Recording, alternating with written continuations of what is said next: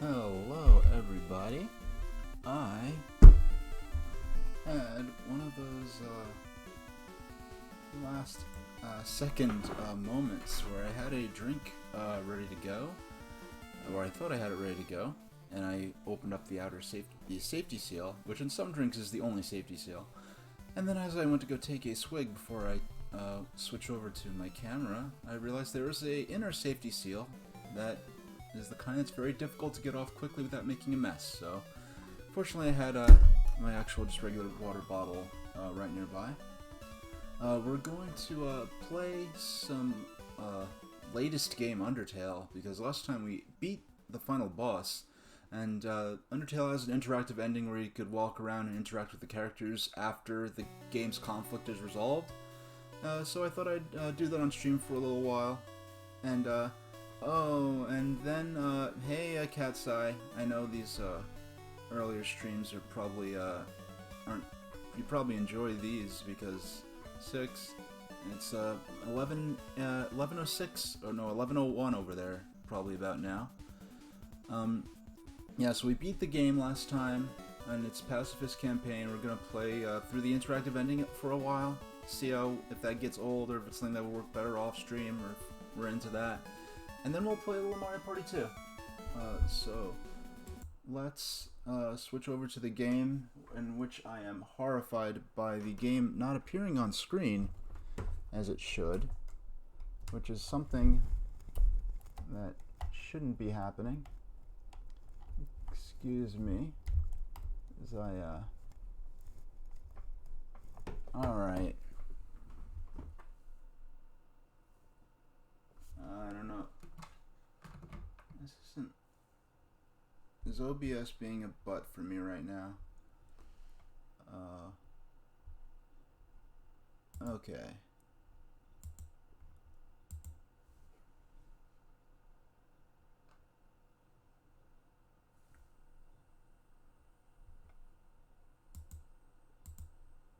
Okay, I don't know. Hold on. Excuse me.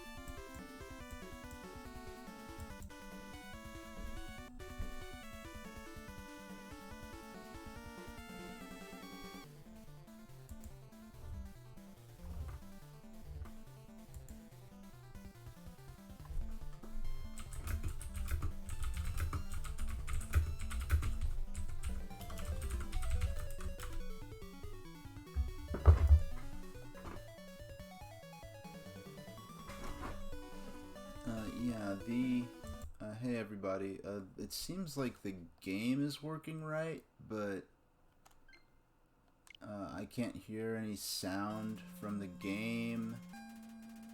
Yeah, sorry, these are pretty embarrassing issues to be having when I'm already live. I just never had these problems before, I guess. If you want to scratch that one off on your stream bingo card. No, this never happened before. Because I can't hear the game audio, but as long as... If you can hear the game audio, then I'll just put up with not being able to hear the game today. Because I'd rather just go ahead and get moving with the game. Oh wait.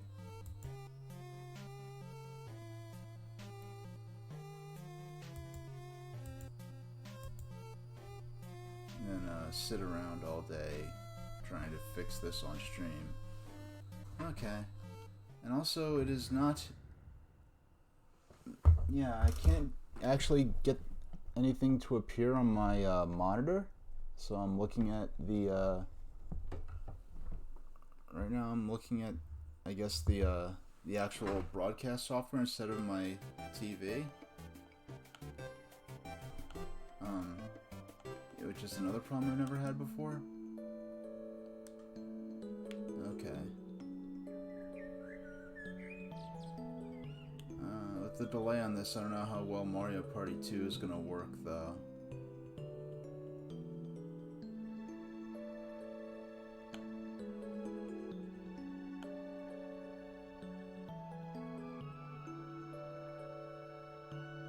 So we're gonna go back down here. The coffin is empty. You didn't notice that before, but there's something like mummy wrappings at the bottom of it. So that's interesting. And it seems the other coffins are open now. I don't know. Now this is the first time I'm really seeing any of this, because I never...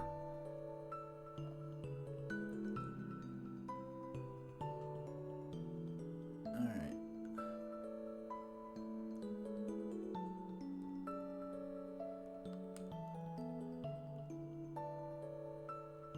You know, I'm gonna give...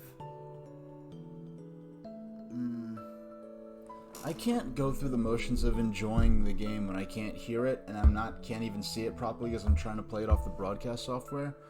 So I'm gonna give myself a couple minutes to try to see why it's not appearing on the monitor when it's appearing in the capture software. So let's add.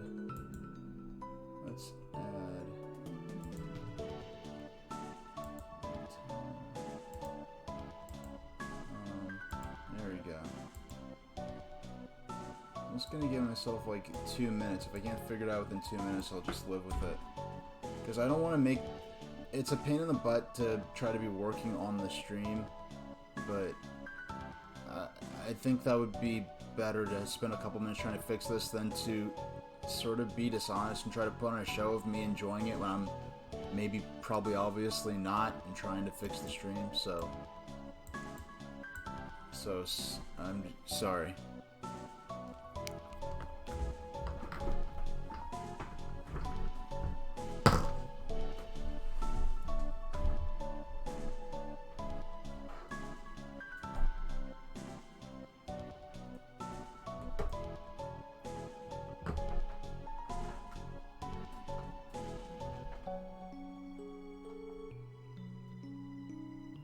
Okay, so I've gotten the game to appear on the monitor.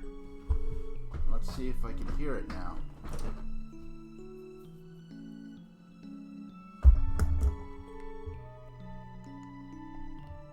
Alright, I still can't hear it.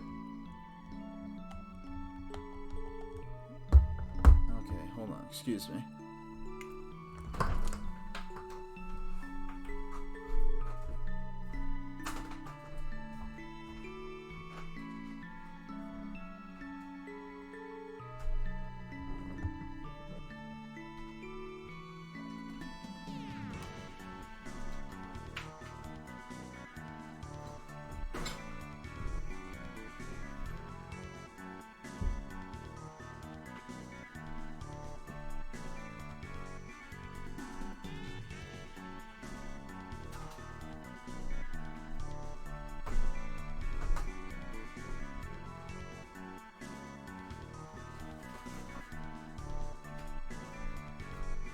I think I got it. I think my headphones weren't fully plugged in to...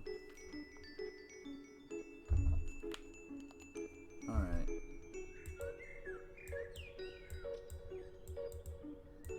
I still can't hear anything. You know what, I'm just going to... I'm gonna switch my audio from... Yeah, I'm gonna switch it from my computer, which is how I normally listen to the TV, and you should still be able to hear everything, but I should as well. I'll be right back. Excuse me.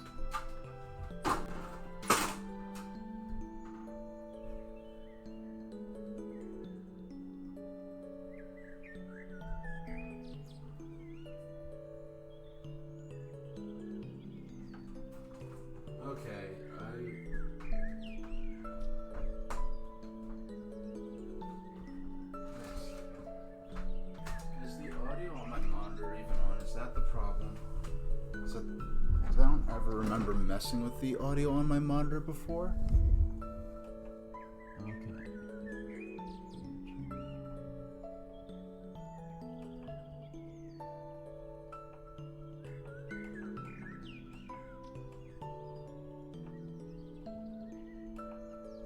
Okay. Alright. Sorry.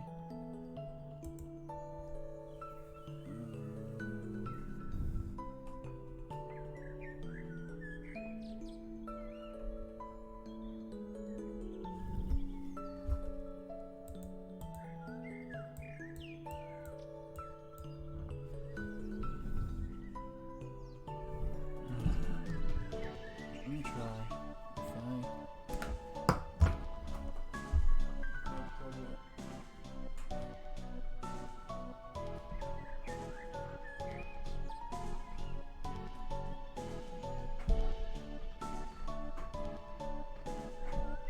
Alright, I'm just not going to be able to hear anything during the stream, but as long as you all can hear the audio, then that's good enough. Yeah, I'm not sure if the video and audio are related. It turns out yeah, okay. So at least I could see the game on the monitor now, but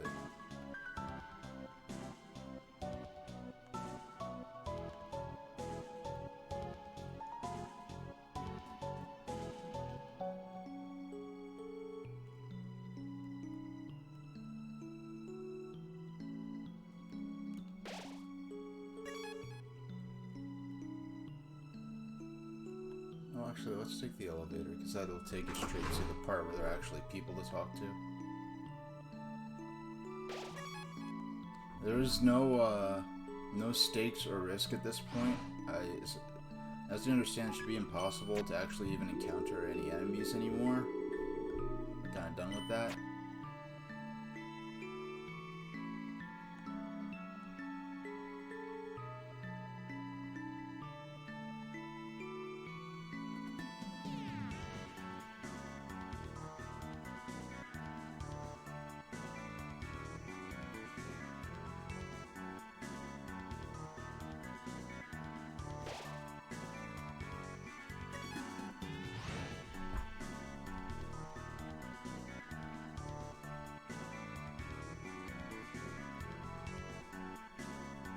Okay, here we go. Here's some people to talk to. Sorry, we aren't allowing any more guests at this time. Or ever again.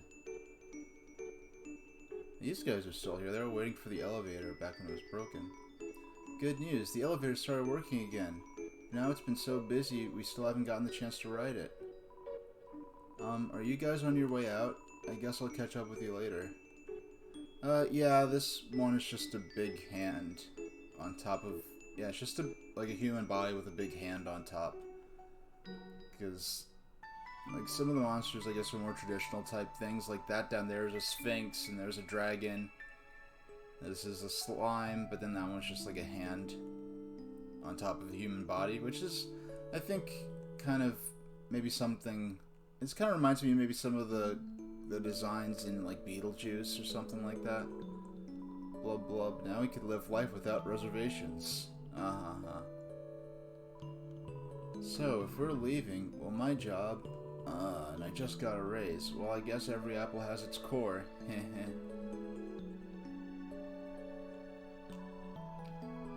This guy looks like Hellboy, but whatever. The surface world, really? Maybe I'll be able to get 2 feet without running into a puzzle. Yeah, this game has a heavy emphasis on floor puzzles, which is something that when I was a teenager and making an RPG Maker game with my friend during the summer, is actually something that yeah, it's actually something that me and my friend ended up doing a lot of, was doing like movement-based floor puzzles. Because it's something that's relatively easy to design using, like, well, I don't know exactly how Game Maker works, but I know RPG Maker, that was one of the easiest gameplay things we could incorporate into the game.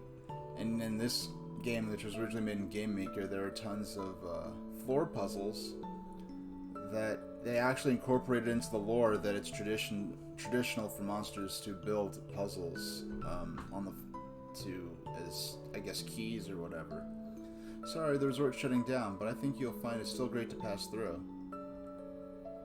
Let's see what's going on. We didn't really explore this. It's just room service never came. Sigh. I don't think that's going to be too interesting. Let's go around the corner. Did I ever show you? You know, I don't think we ever got to meet Catty and Bratty, the alligator and cat girls. They're some of a lot of people's favorite characters. Oh, I could still buy stuff from them.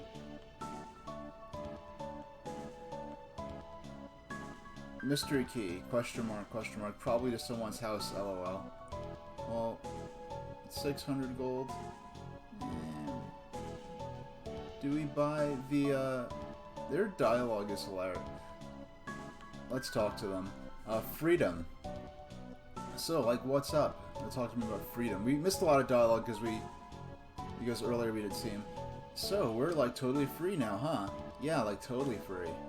Like, cool. Yeah, like, cool. Like, millennia of being in prison finally over? Yeah, that's, like, pretty chill, I guess. I'm a human. Let's tell them that we're a human, which is... Oh, oops, really?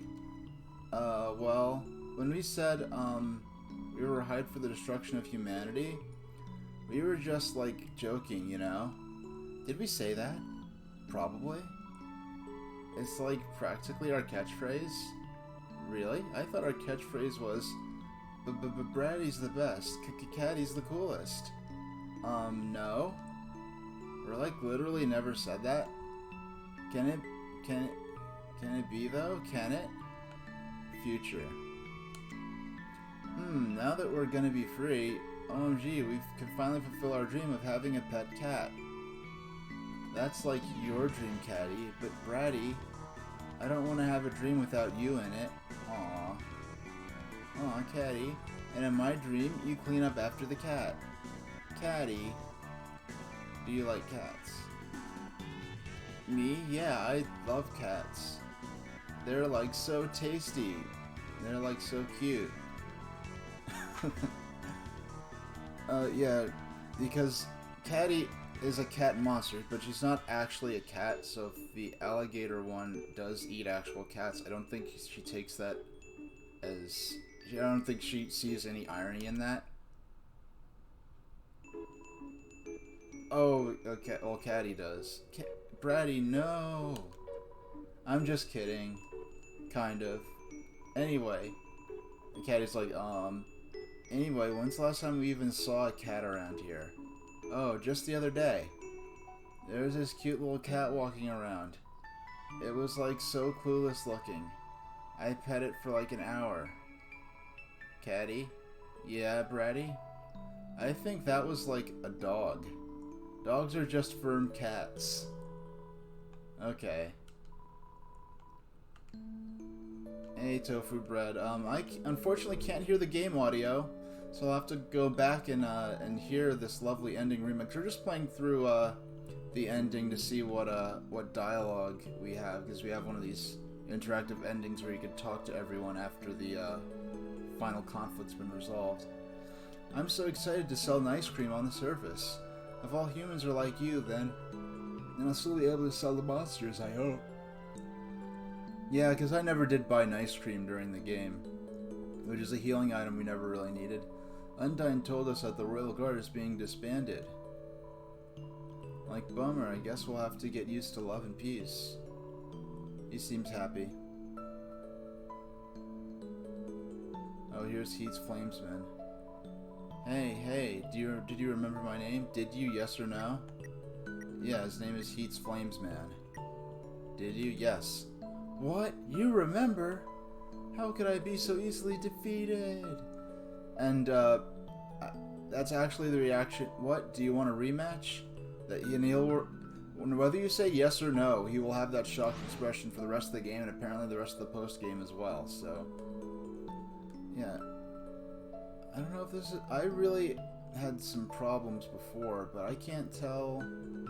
let's go to left floor 1. I want to kind of... Yeah, let's just skip through this area. I'm more interested in maybe what's going on in Hotland. No, this is Hotland. Maybe more interested in what's happening. I'll drop in the lab and see what's going on. More interested in what's happening in the waterfall area or in Snowden. But by the time we get to Snowden, we'll nearly... Actually, let's take the boat back to the... yeah, I'm doing alright. I got up for an early morning stream and had some weird problems. I had to restart the stream because the game didn't want to show up in the broadcast software, and then the game capture wasn't showing up on my monitor, so I was trying to play with the broadcast software, which actually has a pretty negligible delay on it. Like, if I didn't know there was a delay for a lot of games, I probably wouldn't even notice. Kind of knows a little in Sonic for Game Gear. But then when I, thanks, Tofu.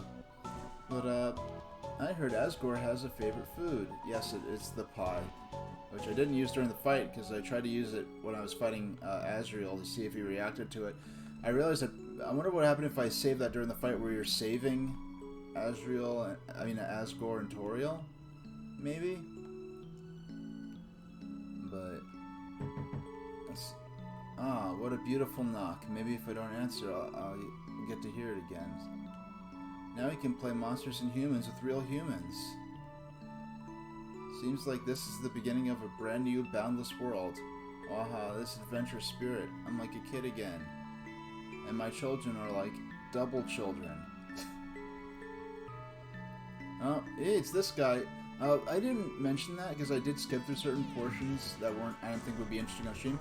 But throughout the entire game, this big wolf guy was chucking blocks of ice that came out of this little hut off this conveyor belt into the water. And throughout the entire game, you could watch as these blocks of ice floated down the stream and eventually ended up inside the core, where I guess they were being used for cooling. Ice Wolf no longer has to throw ice. Ice Wolf can take a break to buy some pants now. Oh yeah, he is naked. I guess he's like Bugs Bunny naked, where it's not actual naked. Okay. Oh, we're free? Finally, I'll be able to stop smiling. Looks like I don't have to worry about cracking jokes anymore. I was gonna say a joke here, but I really don't have one. Excuse me for the yawn. Let's see what's going on in Grillby's. Soon, I'll be able to try some human food. Then I guess I'll try a human bathroom, too. Hey, people won't have to move in from the city anymore. Seems like we won't have to lose our local culture, except we're all moving out of here, huh? Oh well, guess it can't be all punk peaches and punk cream. Wow, a brand new world. I might not get to translate for Grillby anymore, which is fine since I was actually just making up what he was saying. In the end, I never caught any girls on my fishing line. So kid, take it from me, don't try to catch hot people with a fishing rod. Somewhere you hear a whinny of dismay. It finally won a game of poker against itself? Oh yeah, the lesser dog has been playing solitaire this entire game. I wonder if the overworld has hot guys and neat drinks. Oh, I'm ready. This little bear guy, this big bear guy is one of the cuter sprites, I think, in the game. I heard Dr. Alphys told the king and queen the awful thing she'd done. The king felt so bad that he didn't know. He gave her a big hug. Then the queen fired her. Now we don't have a royal scientist anymore. That's politics. That's just catchphrases. That's politics. Okay, that's... I mean, yeah, the reason she was actually... I have mixed feelings because she wasn't trying to hurt anyone, and well, I guess the underlying reason she was even doing the science experiments is over now anyway because the barrier's broken. But it's not like she was. It's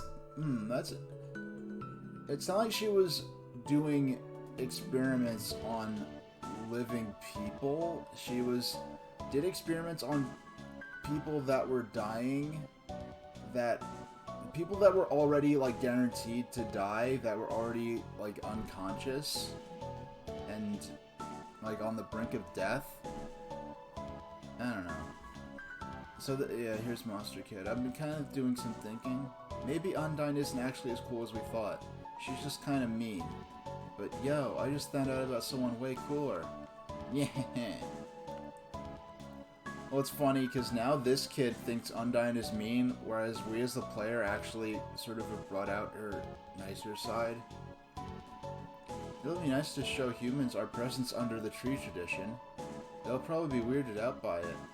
Yeah, they've been putting presents under a decorated tree, but without any context of Christmas. It just sort of came about in its own unique way. That kid over there told me it's weird that I have a pet bunny. First, there'd be nothing weird about it. It's cute. Second, what? It's normal to walk your younger brother on a leash, right? Okay, so earlier in the game, this bunny monster was implied to have a pet bunny, but then when you talk to it, when you interact with the bunny, you're led to think that maybe it's a fake bunny or something, but it turns out the bunny that the bunny monster was walking was an actual bunny monster and not just a regular animal bunny. And here's this kid. All the kids in this game have striped shirts.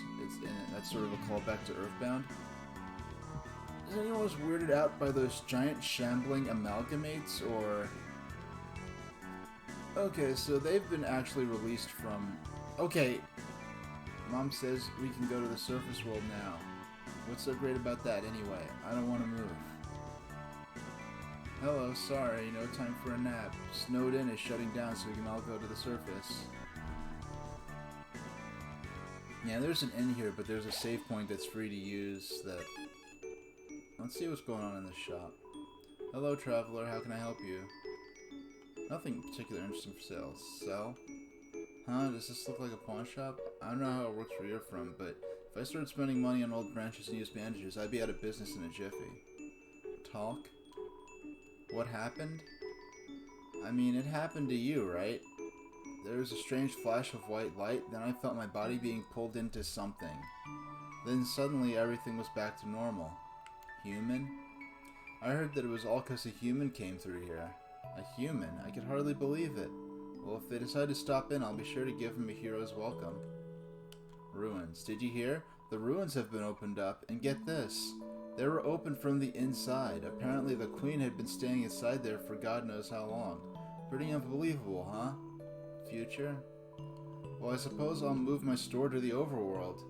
I haven't planned much more than that, I'm afraid. Well, I don't know if... Yeah, I have... Yeah, this is... I have never seen the... I have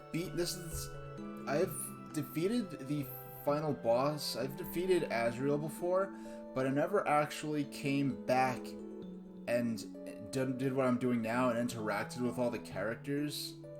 So I've never seen like the true ending, so I'm just playing through. It's interesting for the first time seeing these characters out in the overworld that I've previously only seen in battles, and actually see how they're supposed to be colored, because the battles are all in black and white. Maybe someone on the surface will pay attention to me. There's so many people, someone has to, right? Yeah, I've ignored you probably tens of dozens of times, if not maybe even over 100. Let's see what's down here. Yeah, I've never seen this guy in color before. Everyone's leaving, eh? Good riddance.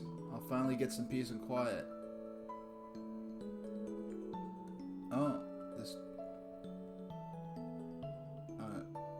I think you need a special key. It's a door. Yeah, I think what's in this room is just kind of an Easter egg where you encounter the avatar of Toby Fox, the mastermind of the game. Yeah, I actually watched the spoilers for that, but I don't know what people in general say after. I'm gonna slide on through. There's a snowbird on my head. Oh, we're all free? Okay, okay, I'll stop lounging around. Is that dog now? It probably doesn't, does it? Knowing that dog will never give up trying to make the perfect snow dog, it fills you with determination. Okay. All the save points have the same flavor text.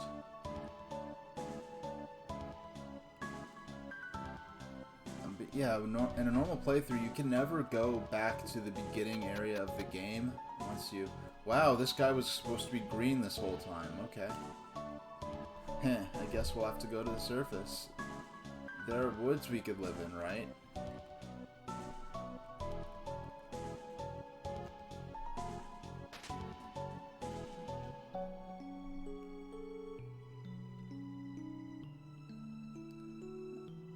I'm surprised it's been this quick coming back through all this. Ha, after all this time, you're still thinking about my hat. Please?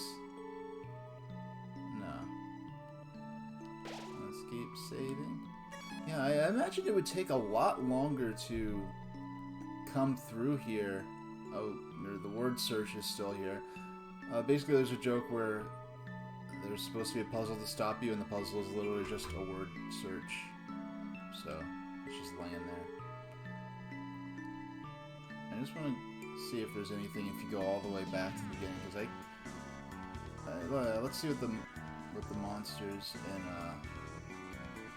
okay, I'm worried about getting older. I'll stop being a teen. No, I refuse. I'll just invent new numbers like 20 teen. Yeah, it's pretty much... Yeah, it's interesting commentary there.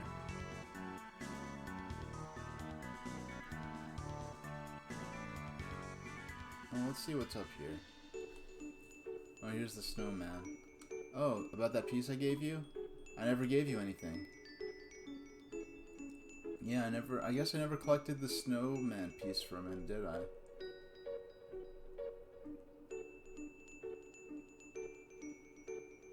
Oh. Well, it's these two and the Dokath. She brought my wife back from the dead. My son, he seems happy again. Our family, it's bigger than ever. I guess he's supposed to have like a Jimmy Durante kind of voice. Now that my wife is combined with 16 other people. Mom might have to share her mind with other people now, but she's still my mom. And that's cool. Because we're made of ice and stuff. What? It's a joke. Laugh at it. Yeah, it's seeing these. This is actually the first time I'm seeing a lot of these sprites, because apparently if you go back to an area once you clear it, you can encounter some of the monsters you fought in battle as NPCs. So this is the first time I'm seeing how these things are supposed to be colored like. Snowy. Okay, that's a little scary. Let's see what's up here. It's a fishing rod fixed to the ground. Reel it in. All that's attached to the end is a note. Never mind, guys. Yeah, because the guy in the bar talked about how the convenience of that lamp still fills you with determination. Okay, we're nearly all the way back to the... Yeah, there's this lamp that looks exactly like our player character. And we used it to hide behind earlier in the game. So we're nearly back to the ruins, which you never get to go back to during the game. So I'm be interested to see if there's anything, because I didn't really look at what the ending involved, in terms of what's in the. Well, this is the first time I've seen any of this dialogue, or that any of these characters are around, or.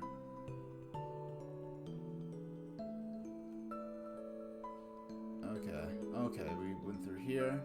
That's where you encountered Flowey the second time. Like that flower you fight at the end, you only encounter him at the very beginning of the game, when you first start the file. Then once after you fight the first boss, and then after that you don't see him again till the end of the game. But there are parts where if you walk back a few steps, you see him slightly off screen for only a couple of frames, implying that he's been following you and looking like just out of sight. And to even see him for those couple of frames he appears is an Easter egg not many people run across. Let's see what's going on in the house.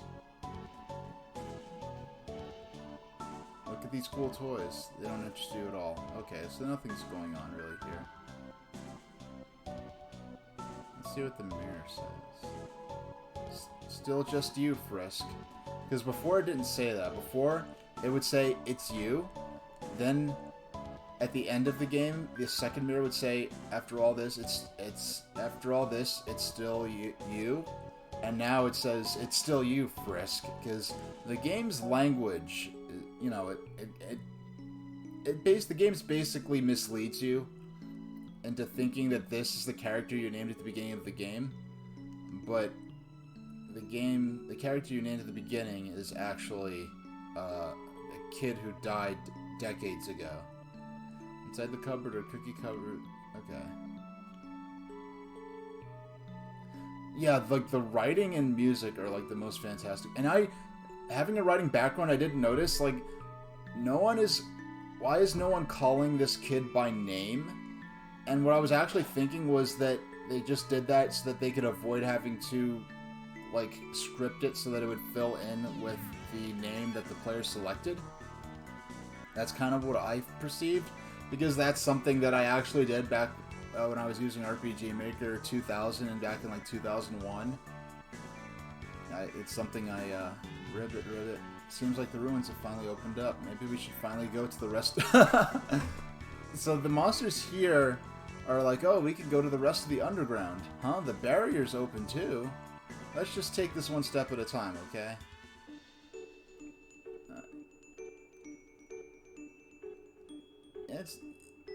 Yeah, so you actually, they've been trapped in the ruins this whole time.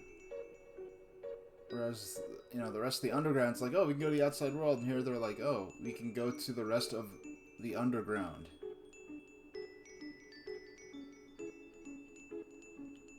Yeah, this here is a perspective puzzle. This is only one room. It's just that when you walk through it, the perspective changes, so different switches are behind different pillars depending on the perspective of the room. Actually, how did Napstablook get... I guess because he's a ghost, maybe he could phase through the door?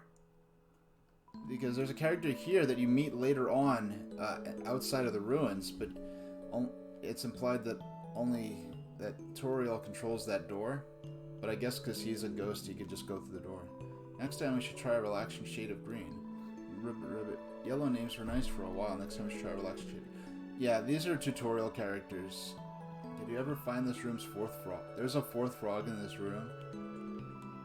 Ribbit. Say. Now that your journey's over, you'll have time to listen to me, since most people just press B to skip through my dialogue. That's right, pressing B. I suppose some things never change.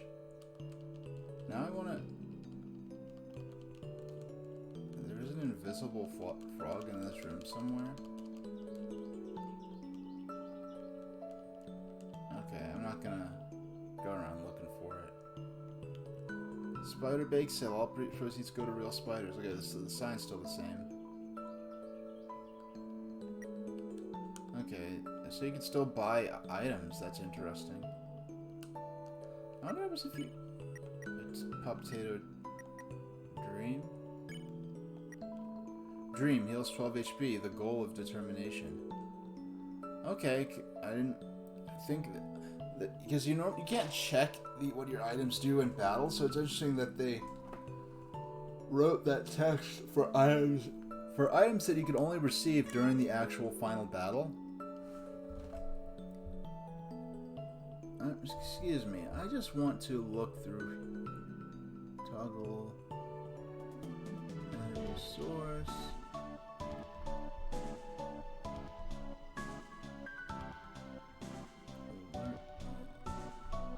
I don't know, I just think it's weird that... Let me look at... I'm just going to go on YouTube and just play it just to see if YouTube video sound plays, or if it's the whole system, or if it's just... Excuse me. Alright. YouTube... Okay, whatever's going on, I can't hear any sound coming out of my computer. We're almost back at the beginning of the game. So when I do that... Oh. Well, for this time you meant to do that, so... That's a cool puzzle where the negative like, these leaves indicate the space above that you have to walk through in order to safely traverse that area. The first time I played, I did not understand what they were getting at, and I actually just ended up finding the path through trial and error until I had basically created the entire pattern of leaves with holes, the cracks I made in the floor from falling through repeatedly. Okay. Here's a bowl of candy. Take one, take a candy. You took more candy, how disgusting. Oh, I already took one earlier in the game. I guess I'm a bad boy now. Ribbit, ribbit. Excuse me, human. You seem like you have grown into a thoughtful and conscientious person. Whether that was from my advice or not, I'm quite proud. Ribbit. Okay. They better give me something for going all the way back to the beginning.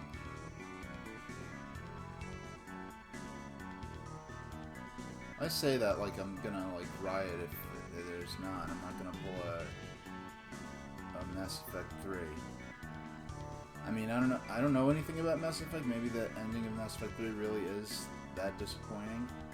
But I just know, like, when the Mass Effect 3 ending was probably the most angry I've seen gamers since maybe the reveal of Legend of Zelda: The Wind Waker. But whatever's going on, the Mass Effect 3 ending backlash has to be more justified, because at least the people who are angry about the ending of Mass Effect 3 actually played the game. They didn't just, why?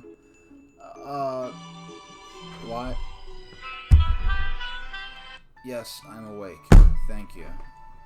I forgot to turn my phone off. My alarm's off.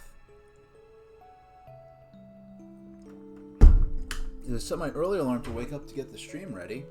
Oh, that's just a dummy, so you can't talk to it. No, the ending for Mass Effect 3 made a lot of gamers angry, and I was like that. I was saying that's the angriest I've seen gamers get on the internet since the reveal of The Legend of Zelda: The Wind Waker back in 2001. But at least with Mass Effect 3, the people who are upset about the ending, they're upset about the ending, which means they actually played through the game, whereas the people who were outraged at the reveal of Wind Waker were just reacting to screenshots. Because really, a lot of people didn't even get to see the trailer, because this is still in 56K internet days, where the trailer would take like 2.5 hours to download. Okay, so we're back at the beginning of the game. Oh, it's Asriel. Don't worry about me. Someone has to take care of these flowers. Frisk, please leave me alone. I can't come back, I just can't, okay? I don't want to break their hearts all over again. It's better that they never see me. Why are you still here? Are you trying to keep me company? Frisk? Hey, let me ask you a question. Frisk, why did you come here? Everyone knows the legend, right? Travelers who climb Mount Ebott are said to disappear. Frisk, why would you ever climb a mountain like that? Was it foolishness? Was it fate? Or was it because you, well, only you know the answer, don't you? Oh, I know why Frank climbed the mountain. It wasn't for a very happy reason. Frisk, I'll be honest with you. Frank hated Frank hated humanity. Why they did, they never talked about it, but they felt very strongly about that. Frisk, you really are different from Frank. Frank was, Frank is, I know what the canon name is. Frank was the name of a friend of mine who lost his save file late into the game, so I actually was replaying this so that I could send him links to the VODs and he could see what the game is like. Frisk, you really are different from Frank. In fact, though you have similar fashion choices... Oh, come on, all kids in this world wear striped shirts. That's not that unique. I don't know why I ever acted like you were the same person. Maybe the truth is, Frank wasn't really the greatest person. While Frisk, you're the type of friend I wish I always had, so maybe I was kind of projecting a little bit. So let's be honest, I did some weird stuff as a flower. Oh, you think? You think? I mean, to be fair, you didn't have a soul, but at the time, but yeah, the stuff you did as a flower, that was pretty extra.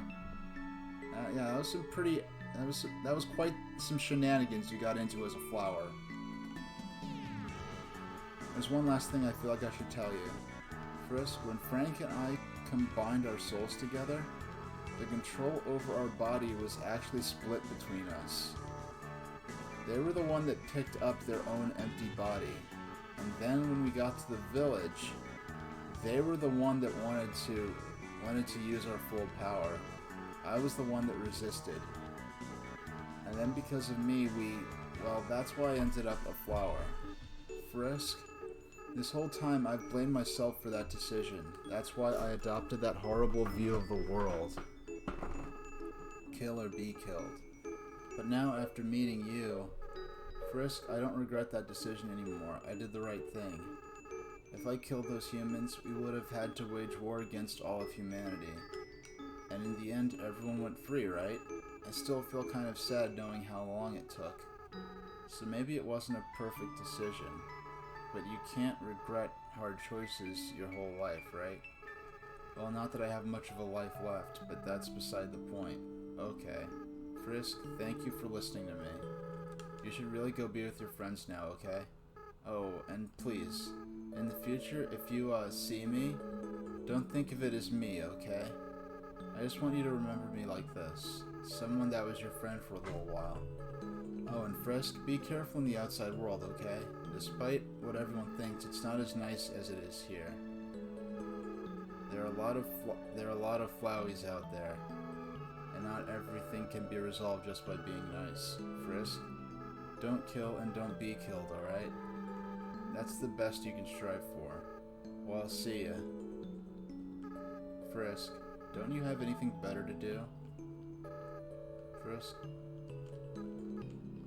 Okay, that's the end of it. He's not gonna say anything else.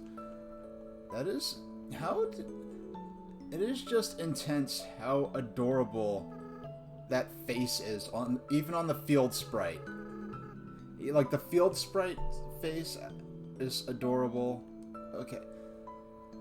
Okay, yeah, okay. That was a good... That was a worth... Yeah, that is the actual... That was a pretty good resolution. I'm really impressed that... Well, yeah, that actually gave me something worth walking all the way back to the beginning of the game for. So I do appreciate that. I wish I could have heard the music, but I'll have to go back and, you know, I'm really, you know, Ash said hi for, like, the first several months she was streaming. She couldn't hear the music in the game she was streaming. And I, like...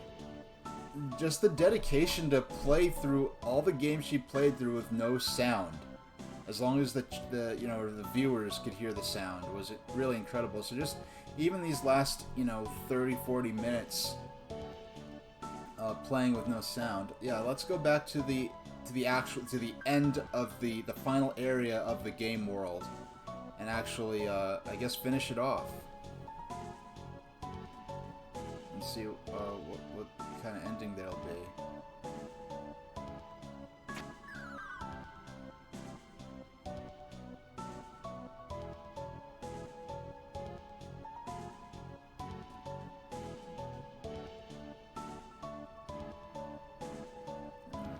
Oh, I'm gonna actually have to work through this. Darn it, I have to actually go through the puzzle again. Okay. Down, up, down. Okay. This is a pain in the butt. Oh, I have to do this again. Oh, I didn't even... Okay. Here I said there'd be no actual stakes or gameplay involved in this. Little did I know. Oh, shucks. Well, It's a little too far there, but I had the right idea. Yeah, I have these headphones in and I can't... Okay, I just didn't go far over enough.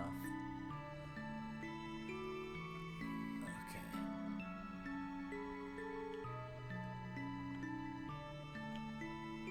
Okay, there we go.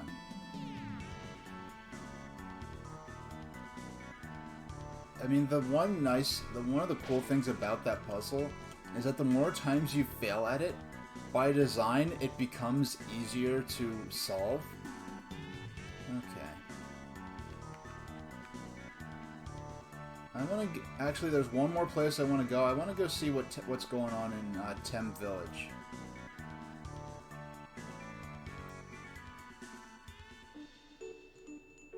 Which I think the quickest way there is to take the boat to Hotland and then walk backwards through the waterfall area. I think that's the quickest way to get back to Tem Village. There's a point in the waterfall area where you can only walk, where you basically there's a point where you could only go, you can't backtrack on foot all the way through waterfall. There's like a dead end point where there's like a cliff or something. And I keep forgetting whether Tem Village is on the right side of the cliff or the left side.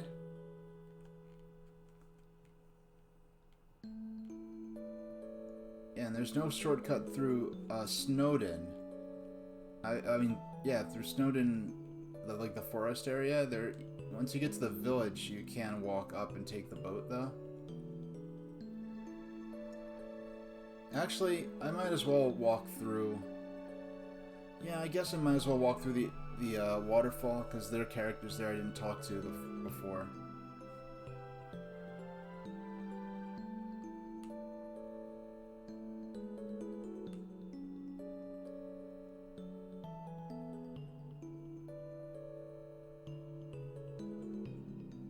This is a really long passage. Yeah, it doesn't feel so long the first time because there's actual stuff going on as you're walking through there. There's a lot of atmospheric things going on, and plus I don't even have the music to keep me company, or to entertain me, or to fill the dead space. So I'm just playing through the ending for the first time. And I'm heading back towards the end of the game so that we can, I guess, see the real credits and the real happy ending.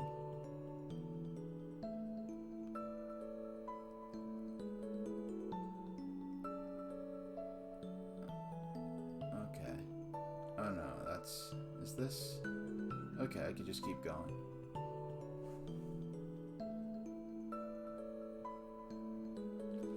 I don't know why I keep saving, but just out of habit, because there's really no threats or anything that can harm me at this point.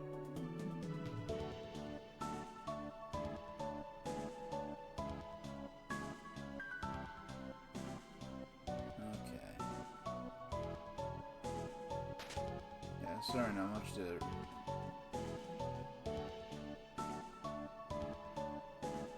Oh, wow. Okay. When Flowey breaks the fourth wall, that was terrifying. Okay. That must have been quite an experience. You know, the first time I played this, I narrowly missed... I went into this blind, and I did want to play peacefully, but I didn't know how to resolve the fight with Toriel non-violently.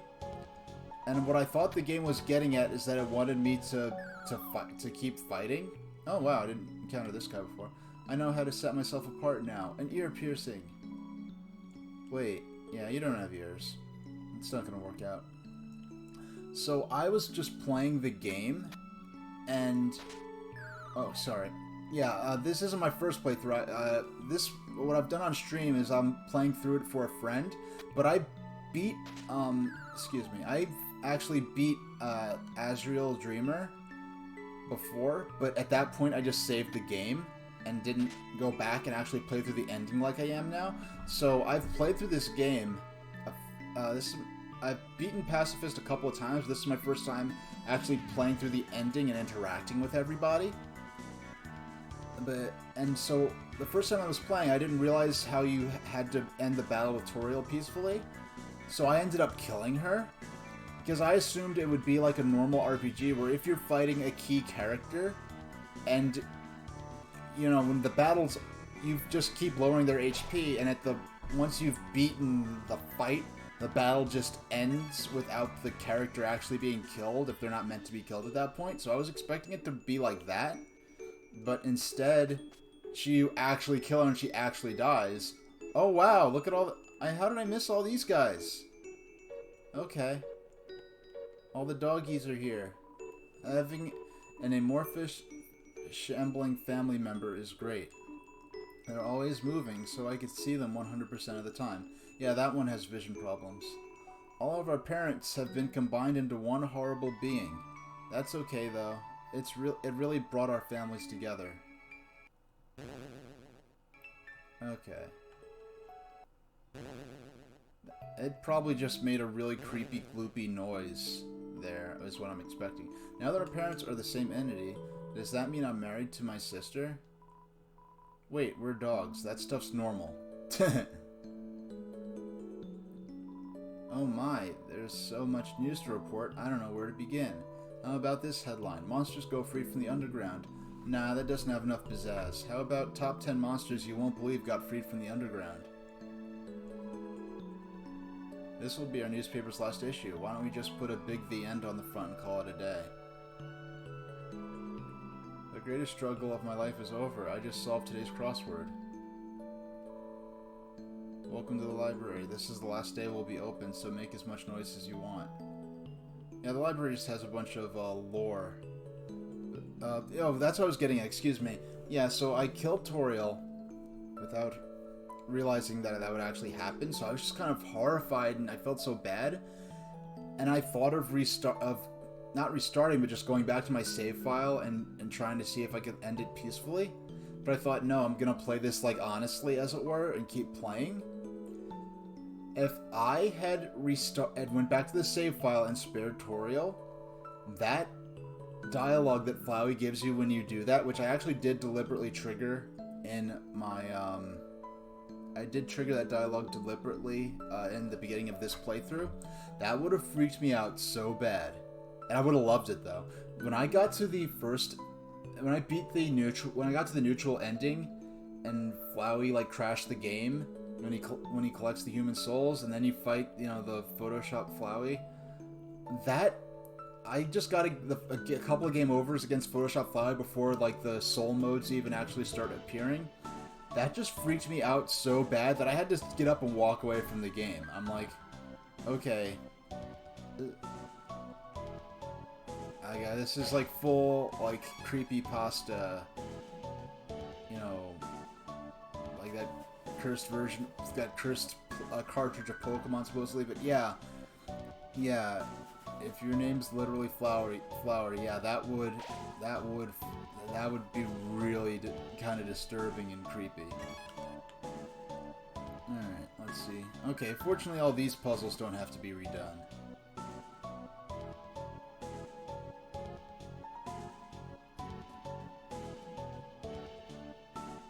They don't let me continue on to the second part of the underground as like just by walking.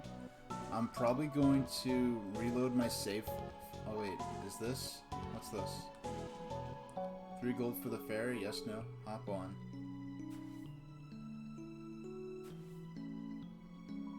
Thanks for stepping on my face. Here's the 3 gold. 3 gold for the ferry. So I thought I was paying 3 gold and he just gives me 3 gold. Okay.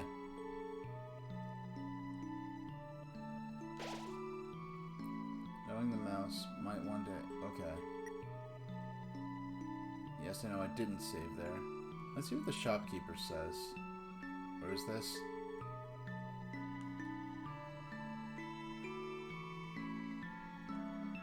I forgot what was in here. What was that? where the legendary treasure was. Now we can go and see the real stars now, but I still don't know what those are. Oh wait, is that... Okay, this bird carries you across the gap. Okay. That's how they get around the cliff thing, I think.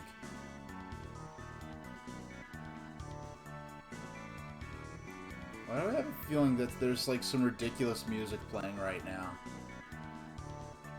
I'll have to check to see what's going on. Is that something about this? The attitude of this game just makes me feel like that bird carrying you like 5 feet over is something that they'd play like an epic musical theme for no reason. Alright, let's see what's up here. Oh, Undyne's house is still on fire. Sounds like only fire lives here now.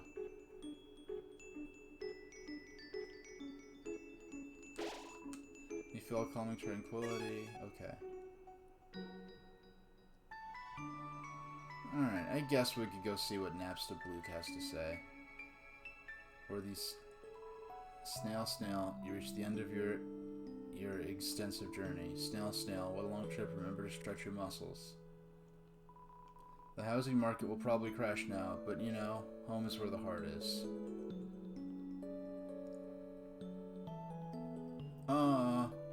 Okay. There you are, Frisk darling. Feast your eyes. Dr. Alpha's completed my wonderful new body. Ooh, and did you hear? The barrier's open. I can't wait to see the sun. The greatest spotlight of them all. Oh yes, I suppose I should thank you too, darling. Before fighting you, I had forgotten how fun it was to perform with others. So I've been searching for hot talents to fill out my coming troupe. So far, Shion's agreed to be my backup singer, and Napstablook here will be my sound mixer. The three of us performing together. It really feels overdue, doesn't it? It's locked. Okay, so I think this really does confirm that Napstablook is Mettaton's brother. Oh, Mettaton, I'm a huge fan. Oh, hi. Hi, human. I'll never forget when you cheered me on. I was pretending to sleep. No one had ever had so much faith in my fake sleep. Also, this is awkward, but what's your name? Everyone seems to know it now except me. It seems like I've been missing out lately. I was just sitting at home listening to tunes. There was a flash of light outside my window. I saw the snails on the farm disappear. Then I heard a knock at the door. The flash of light wanted to come in. I closed the blinds. Now everyone knows your name except me. Frisk. Oh, I won't forget it. Okay, so that's hilarious. So that huge world-shaking event where Flowey absorbed all the souls of all the monsters in the underground affected everyone except Napstablook because he just ignored the flash of light. Okay, that's a very Napstablook thing to do. Okay, let's talk to the old turtle dude. Haha, I knew you could do it. Huh. Okay, I didn't mean to... Fluffy Buns, why? Okay, I remember it clearly now. It was the monthly address at the castle, and the queen was giving her part on current events. After finishing her update, she moved to pass the microphone over to the king. However, she didn't realize the microphone was still in her hands when she said, "Your turn, Fluffy Buns." The audience burst into laughter. Realizing what she had said, she started laughing too. After a few moments, the king held up his arms. The crowd grew silent. He leaned towards the microphone, expression stern. Dear citizens, thank you for coming here today. I, King Fluffy Buns, and the rest is history. Is Asgore a goat? That is a good goat? Actually, that reminds me. Toriel once wore a flower pattern moo-moo. Folks kept saying moo-moo to her, but she kept thinking they were calling her a cow, so she never wore it again. What was the question again? Oh right, Asgore. He's a real interesting type of monster, the strongest type of all. We call them boss monsters. When they have an offspring, the soul power of the parents flows into the child, causing the child to grow as the parents age. But Asgore doesn't have a child.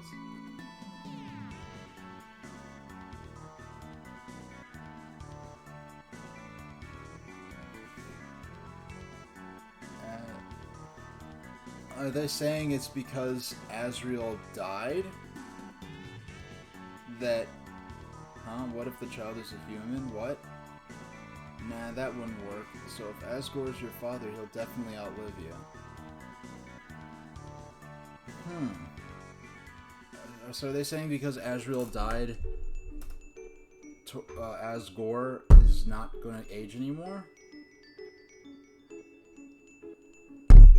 Oh wait, wait a second. Okay, nah. Okay. Asgore and Toriel. Oh yeah, of course. Toriel was queen and Asgore was the king. It was tragic when she left, since everyone knew she was really the brains behind the throne. But it was also just a teensy bit relieving, you know?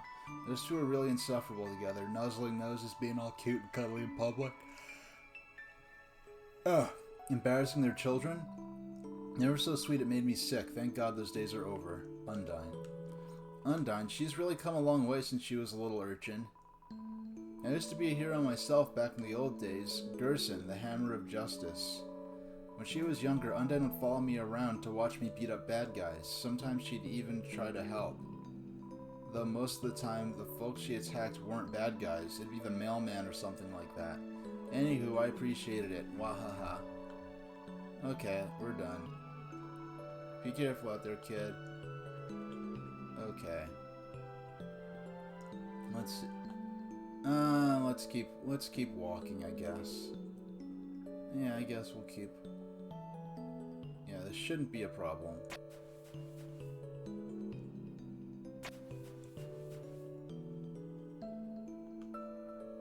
Okay, so now...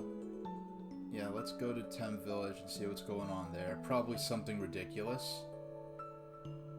But that's, you know, it's Tem Village, so you expect some. Yeah, this is a village of these little, cat-like, monsters that I believe were kind of a fourth wall break reference to one of the people that was working on the game. I think one of the artists. And plus, like, the goofy music and the weird way they talk is kind of puts this area in parallel to Saturn Village and the Mr. Saturns from the Mother or Earthbound series. Whoa, Tem here, good news. Very goods. Whoa, Tem here, good news. Very goods. As I saw the other I was gonna say. Yeah, Tems can go free. A pleasing development, no? Rich history of Tem.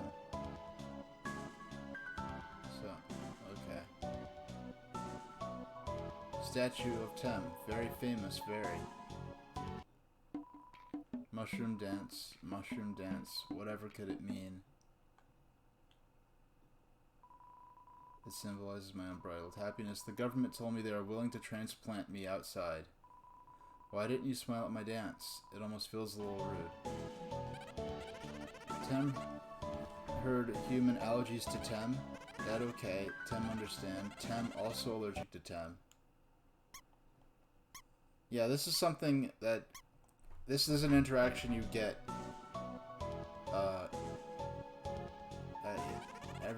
Everyone's go free but Tem. Tem not leave. Tem watch egg. Tem will be happily famably.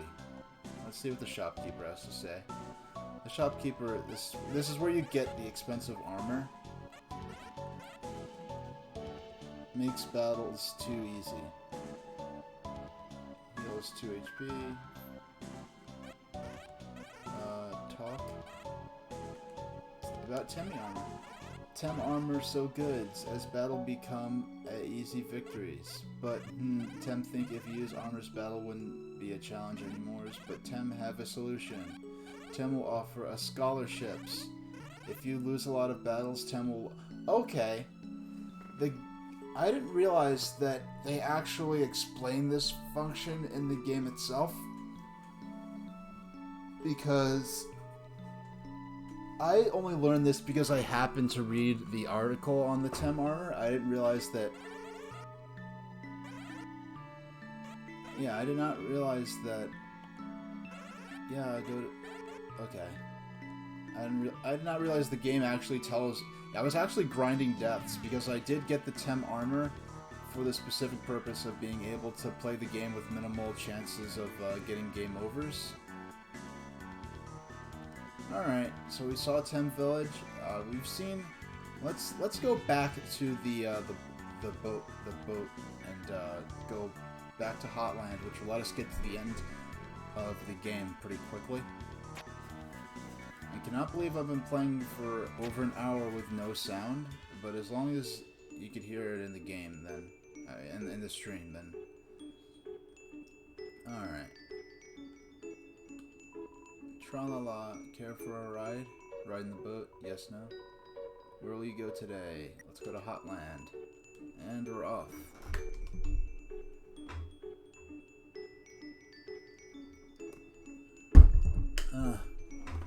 Yeah, the lighting might be a little better than normal because in the evening stream, the afternoon and evening streams, or at least at the 4 p.m. Eastern Standard streams, which are, I guess, are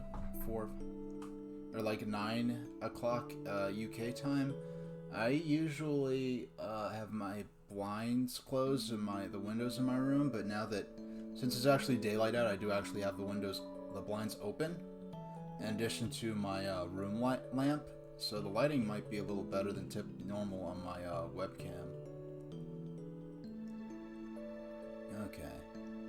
I think we need L3 is the floor we need. Left 3? I think this should be it. If it's not, then it's R3. No, I guess it's R3.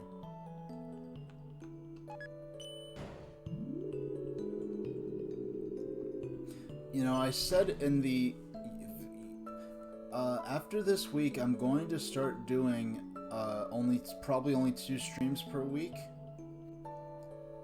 I know my next stream is going to be Tuesday at 4, and then on Thursday I'm probably going to do like a 6 or 7 a.m. stream. Actually, probably 6, because I don't want to start. Because if it's 7, I'd only be starting now, and I really would. I wouldn't even. I want to leverage the advantages of doing the early stream to their fullest, so I probably would just go ahead and do another. So probably 6 on Thursday, and yeah, 6 a.m. Thursday, and okay, and all right. Thanks for the follow. I don't feel pressured to interact in chat at all, because I know I have mixed feelings about even having the alerts on for streams, because for a while what I was actually doing was I have the alert so that I could hear when someone followed, and it would say that they followed, but the name wouldn't appear on stream, and because I don't want to call out or draw attention to people who don't want it. But yeah, what I'm gonna do is probably on Tuesday at 4, then Thursday at 6 a.m. Yeah, so Tuesday 4 p.m. You know, and Thursday at 6.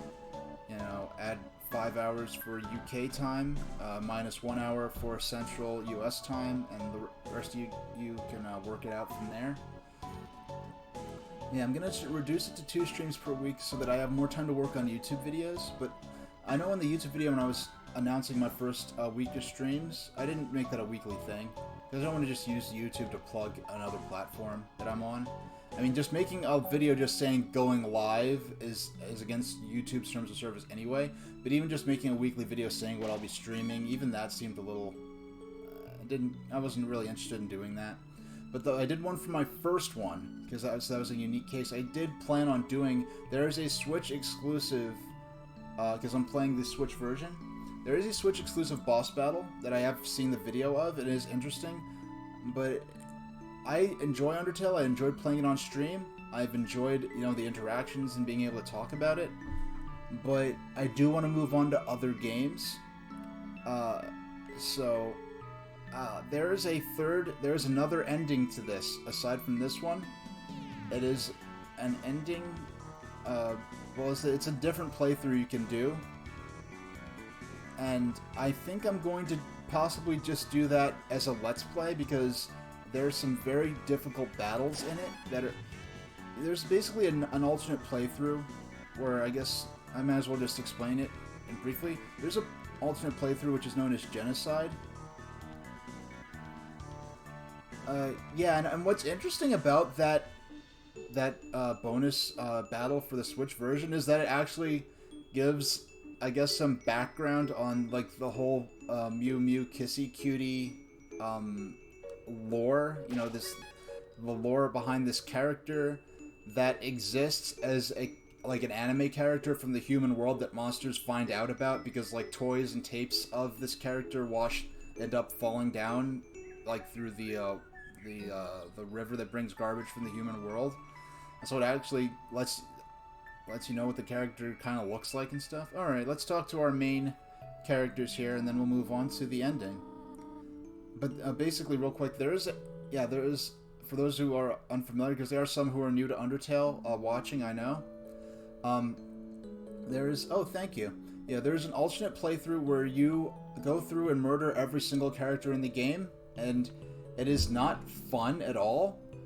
But there are a couple of very challenging boss battles, and you get unique lore and world building that gives different insight into the game world. And for the sake of my friend, who am gonna play through that, I'll probably do it as a Let's Play on my YouTube. I'm not sure that's something that would be fun to stream, especially since the difficult boss battles are very you have to focus, and I wouldn't be good at interacting with chat during that. Hey,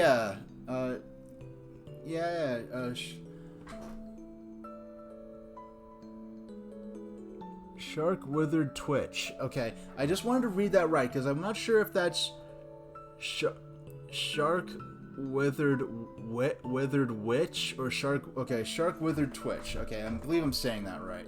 If I'm not, let me know.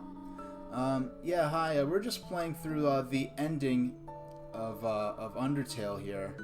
I played through most of the game on stream. I was actually playing it for a friend who lost his save file late into the game. So I was just playing through and just showing him, you know, what the ending is like, and I'm actually gonna do probably the... Oh man, Tori, that's brutal. I can't believe the queen has returned, and also that she's a huge dork. You two are 2 feet away from each other. Why are you texting? Worry not, Papyrus. We're texting for a good reason. Why is that? Okay, this is gonna be bad. Let's brace ourselves. Because we're huge dorks. Okay, I thought that was gonna be a joke. Please do not say that. You are not a dork. You are more of a bonehead. Okay.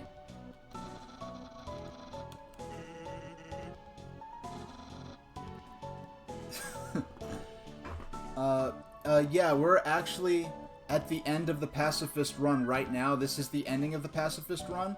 I played this game before and beat the pacifist ending, but I actually saved at this point. Oh, the high points of this game by far are the soundtrack and the writing. So this is actually the first time I went back all the way to the beginning of the game at the start of the ruins and interacted with the character you can meet there, and got a lot of the lore and backstory he gives you at that point. But yeah, so this is my third or fourth time playing through the game. But this is my first time actually seeing the ending, because you have an interacting ending. What do you want to do now that we're all free? We have the whole world to explore now. Well, of course I'm just going to go out and... no, I should be honest. I'm gonna stay inside and watch anime like a total loser. That's the spirit. Everyone, a celebration of being losers. Papyrus has the right idea. Losing to Frisk is the best thing to ever happen to me. So I'm glad that we... Huh? What is it, Asgore? What's an anime? Oh my god? Frisk, please help me explain what an anime is to Asgore. You see, it's like a cartoon, but with swords, or with swordses, or with gunses. Yeah, with swordses or with gunses. I think that swords are more anime than guns. So it's like a cartoon, but with swords? Golly, that sounds neato. Okay, I have to say something right now. I just thought of this. Excuse me, I have to be quiet because people are still sleeping in the house. This is the first time I thought of... Okay, last night, apparently in the last 24 hours, the YouTube just randomly recommended this to me. They made some Japanese official Pokemon channel dropped this 1930s style Pokemon cartoon.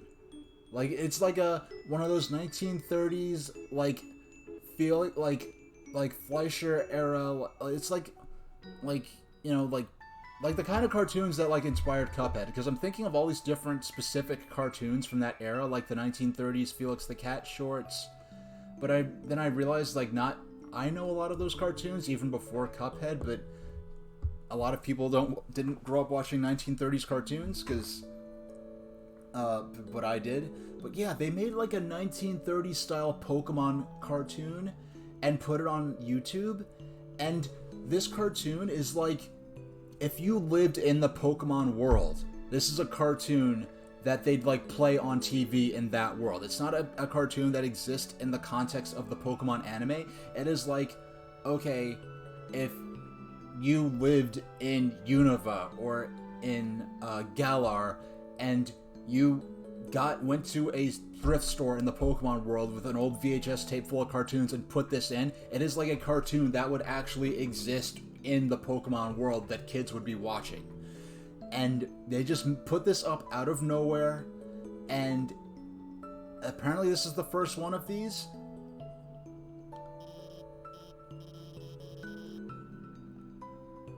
Yeah, I'll give maybe 2 or 3 hours into Fighting Sands if I could even get past Undyne, and I will give an honest shot at playing through the game, but yeah, not fun. Hold on, I think I have some on my phone. Here, look at this. Oh, that's the wrong, never mind. Golly, were those two robots kissing? Boy, technology sure is something. Oh, wow. Oh, sorry. Yeah, Pokemon, I'm a huge nerd for, so I just dropped everything. Yeah, look it up. It is like it's a 1930s style Pokemon cartoon. That is, yeah, it is the strangest, most wonderful, because the thing is, I've been fantasizing about things like that, about what cartoons would be like in the Pokemon world. If you leave here, your adventure will really be over. Your friends will follow you out of the underground. Don't, or I'm ready. Don't leave, or I'm ready. I'm ready. Let's do it. I can't hear the music because I had some weird technical problem for the first time where I can't hear the game music. So, aww. Oh my. Isn't it beautiful, everyone? Wow, it's even better than on TV. Way better. Better than I imagined. Frisk, you live with this? The sunlight is so nice and the air is so fresh. I really feel alive. Hey, Sans. What's that giant ball? We call that the sun, my friend. That's the sun? Wowie. I can't believe I'm finally meeting the sun. I could stand here and watch this for hours. Yes, it is beautiful, is it not? But we should really think about what comes next. Oh, right. Everyone, this is the beginning of a bright new future. An era of peace between humans and monsters. Frisk, I have something to ask of you. Will you act as our ambassador to the humans? Be the ambassador. Yes, of course. Frisk will be the best ambassador. And I, the great Papyrus, will be the best mascot. I'll go make a good first impression. Oh dear. Well, someone's got to keep him from getting into trouble. See you guys. As always, walking off in whatever direction and ending up wherever he intended to go anyway. Man, do I have to do everything? Papyrus, wait. Hey, Undyne, wait up. Whoops.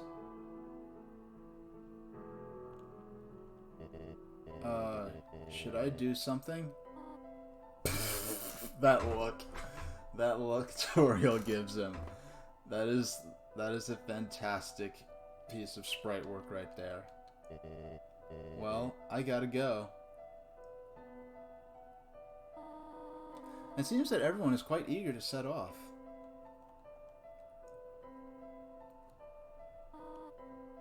Frisk, you came from this world, right?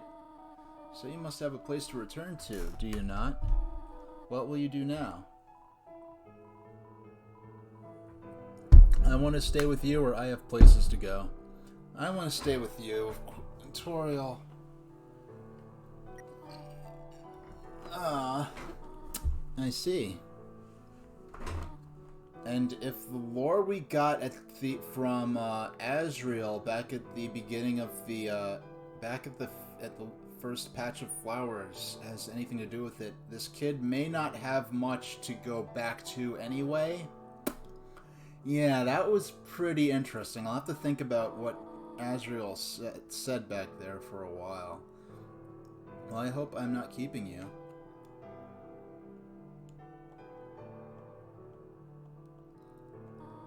Frisk, see you around.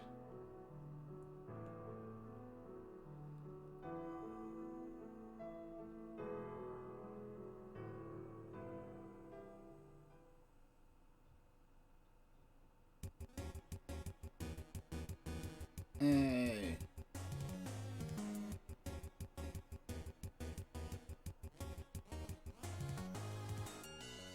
Oh, it's actually going to list all the characters and who created them. That's cool. Lux by Temmie, Mold Small is by Toby. That's so cool, actually. Just by Toby.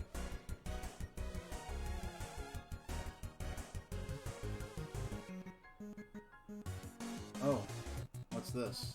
Oh, okay. We're gonna cut into. So is that an actual car, or is that his bed?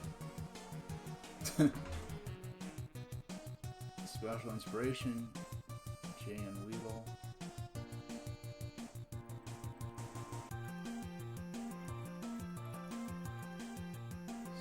Snowdig, Ice Cap.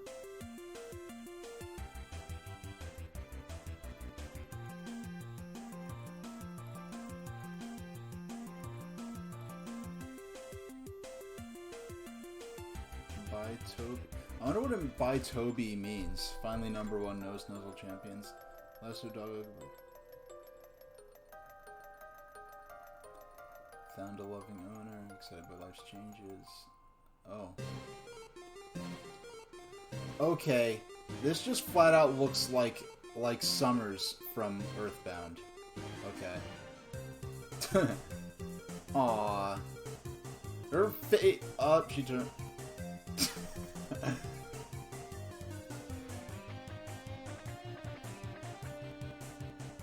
He's slapping the ground so Aaron by Temmie reluctantly. Okay, so I guess Temmie didn't like the character that much, and that's why the Temmies don't like him in the game. The Shiren sprite, I can't even understand what that's supposed to depict, because apparently the Shiren sprite is actually of two different characters or something. Oh, Burger Pants is still stuck working for Metaton. That's sad.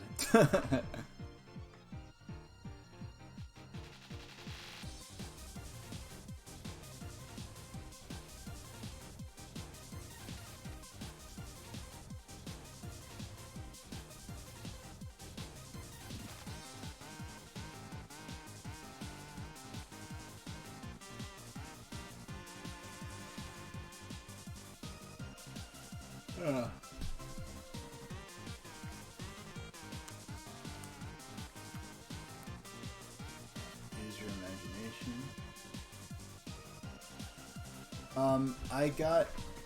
I've played through this game before. This is my first. I played through Neutral, where I killed monsters along the way. Then I also, this is years ago. Then I played living with their families. That's kind of adorable and sad at the same time. Asgore by Toby. Monster Kid. Aw, Monster Kid. Who... Okay, apparently Monster Kid actually doesn't have arms.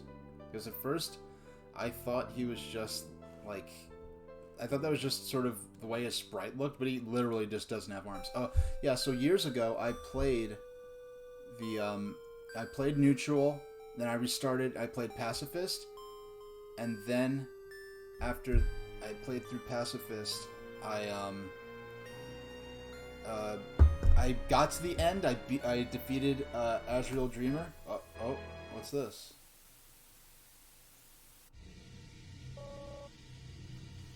Ha ha ha ha ha. Okay, you need to go away. Did you really think it was over? Oh, okay. You're just kidding. I mean, we haven't even done the special thanks yet. Ready? Let's end all of this for good. I'll do anything this kid tells me. Oh, okay, we're in bed. Oh. Okay. Oh, shucks. Wait, am I trying to get all of them, or am I trying to avoid all of them? I'm not... I don't know. Well, here, this is impossible to avoid all of it, so wait. I'm not... Whatever. I'm not sure if I'm intending to... If I'm trying to get them all, or... I guess I'm trying to avoid them all. I guess these are all the people that contributed to the crowdfunding campaign.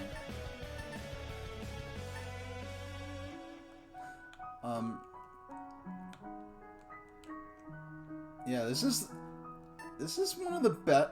If you contributed to this and gotten your name in, this would be one of the most. This is such an awesome way to do it. Okay. Yeah, this is fantastic. Yeah, I definitely lost by now, but...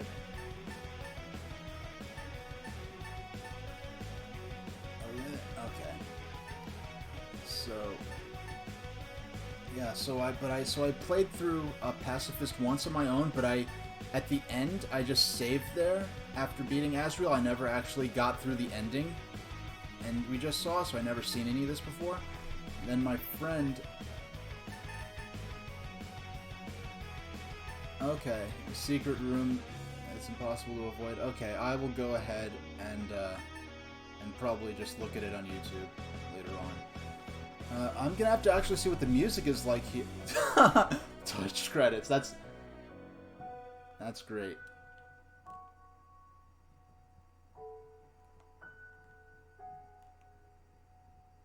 Okay, so there is actually... So there's... Even if you go and try to touch them all, you can get something cool out of it.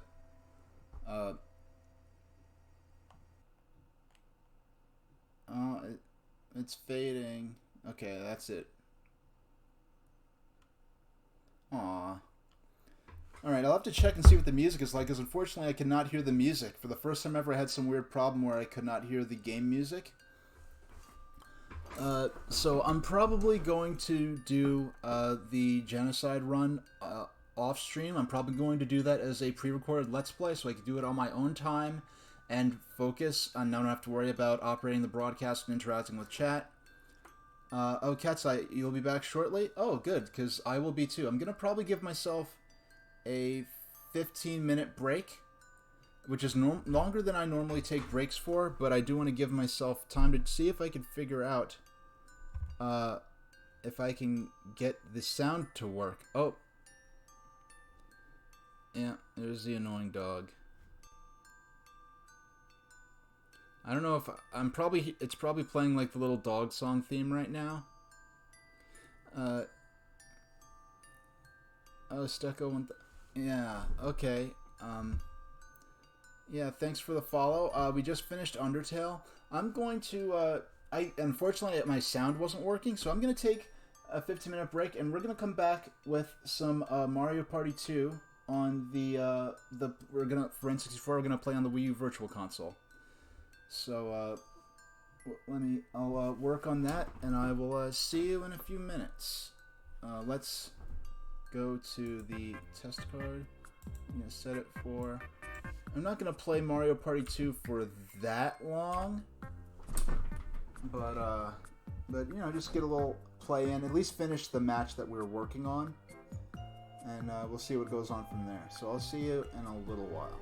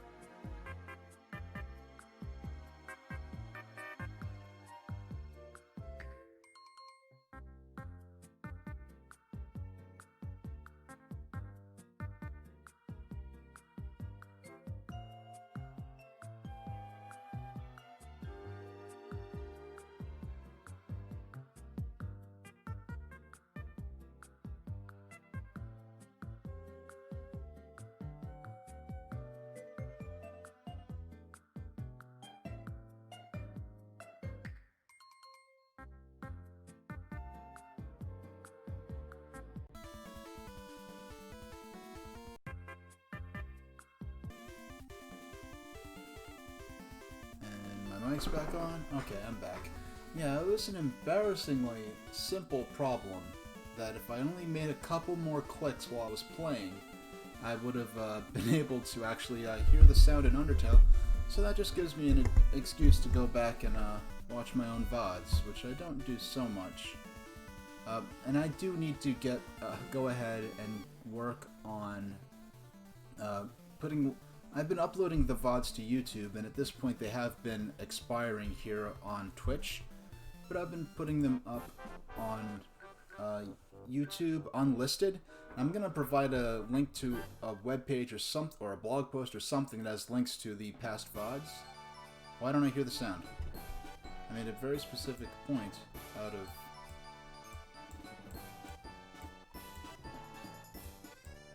Okay. I was very certain I'd fix this problem.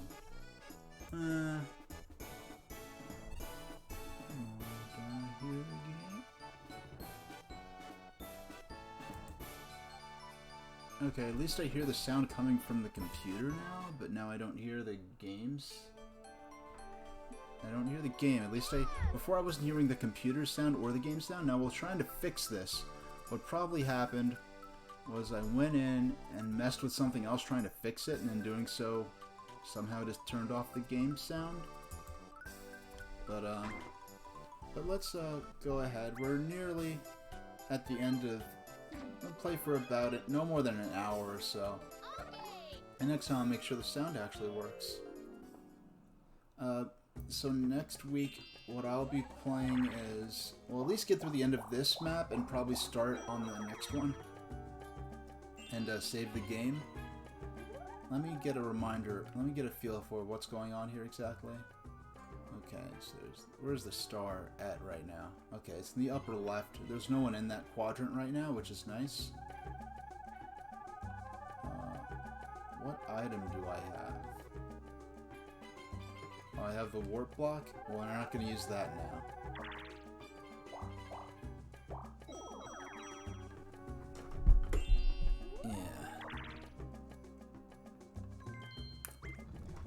Yeah, before I wasn't even getting the game sound. I wasn't getting the PC sound. Now at least I could hear the sound coming from the PC. So whatever's going on now is something where I've clicked off of something I need to hear it. I don't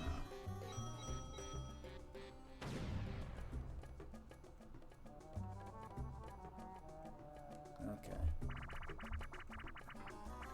This game does have a lot of relative downtime, such as it were, to play, so that I have a chance to mess around. But let's see if I can get this.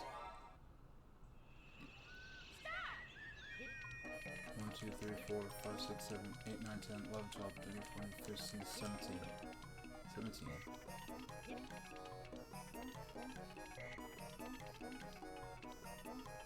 Just waiting for some to start exploding.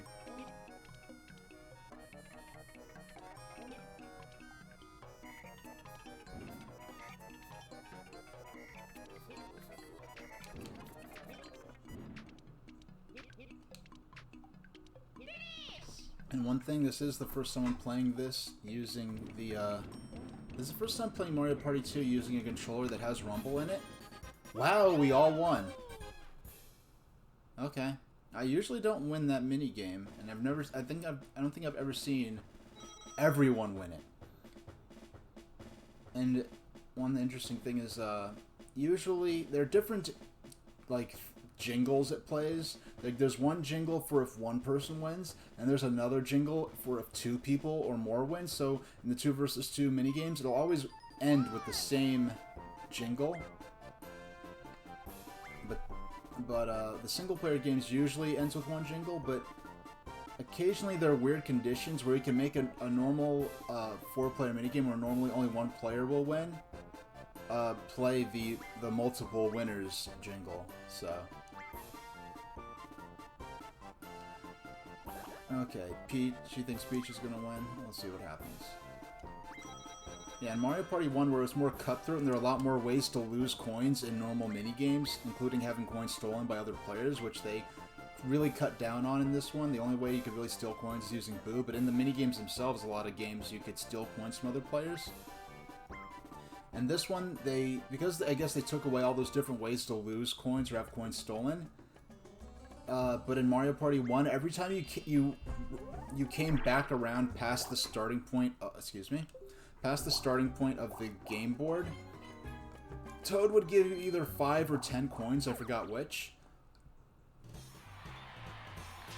But because I guess they toned down the ways to lose coins, they made it so that you don't get those bonus coins anymore. They still have that in the marathon mode, which is kind of a quick play game board that instead of all these different events and quest things, all you do in that is just play mini games, and the spots the players land on are only used to determine what type of mini game will be played. Yeah, is it? No, I haven't played Mario Party 1 probably since no later than 2001, maybe 2002, probably not since 2001. So just, if you remember, Tofu, was chance time something that happened more frequently in Mario Party 1? I remember that for some reason. I remember as a kid thinking that chance time happens far less often in Mario Party 2. But if you don't know, that's fine. Mario Party 1, I may have to resort to PC emulation, which I don't... I'm not an elitist about PC emulation. I just prefer to play games in a manner that reflects the game's official release history. So yes, the Virtual Console is literally emulation, but the Virtual Console version of Mario Party 2 is part of its official release history. And I try to play the games as authentic a manner as possible. Because I've seen streams, for instance, one streamer, he's a wonderful streamer, I enjoy his streams, but he was playing Paper Mario for Nintendo 64 for the very first time. He was playing it on a PC emulation. And in the emulation, there were like seams and some of the polygons in the background scenes. I have to focus on this, but... So after this, I'll finish what I was saying.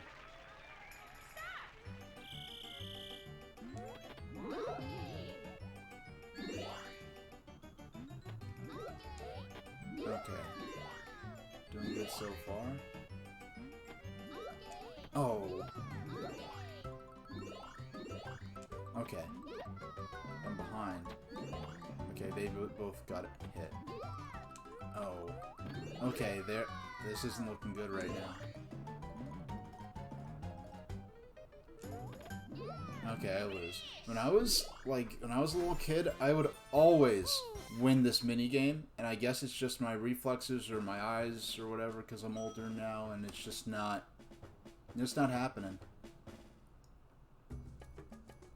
Because I've yet to win this mini game in the times that we've played it. And okay, we have to duel now.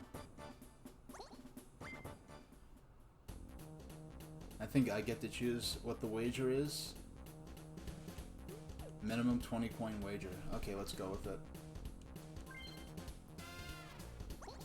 Press the A and B buttons alternately to psychically power up the ancient relic. Whoever powers up his or her relic the most in 5 seconds wins.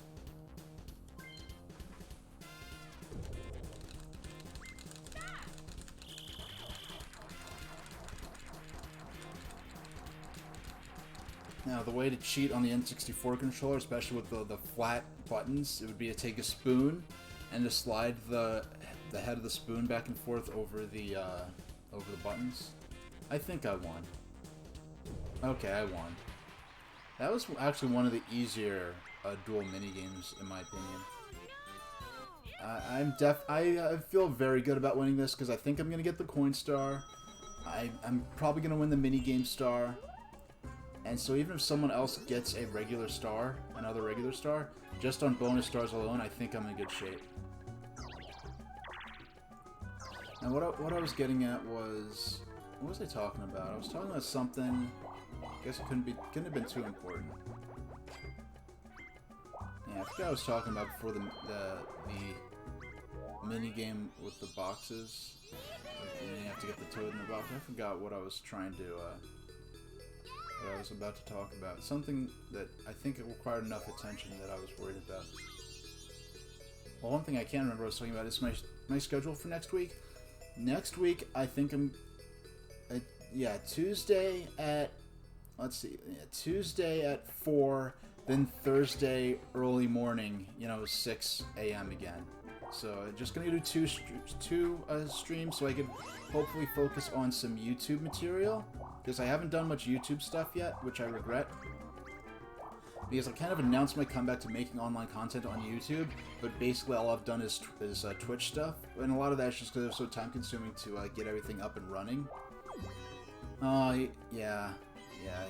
Sad day for Mario. He had 0 coins anyway. We would have had to win 2 4-player minigames in a row in order to get that star.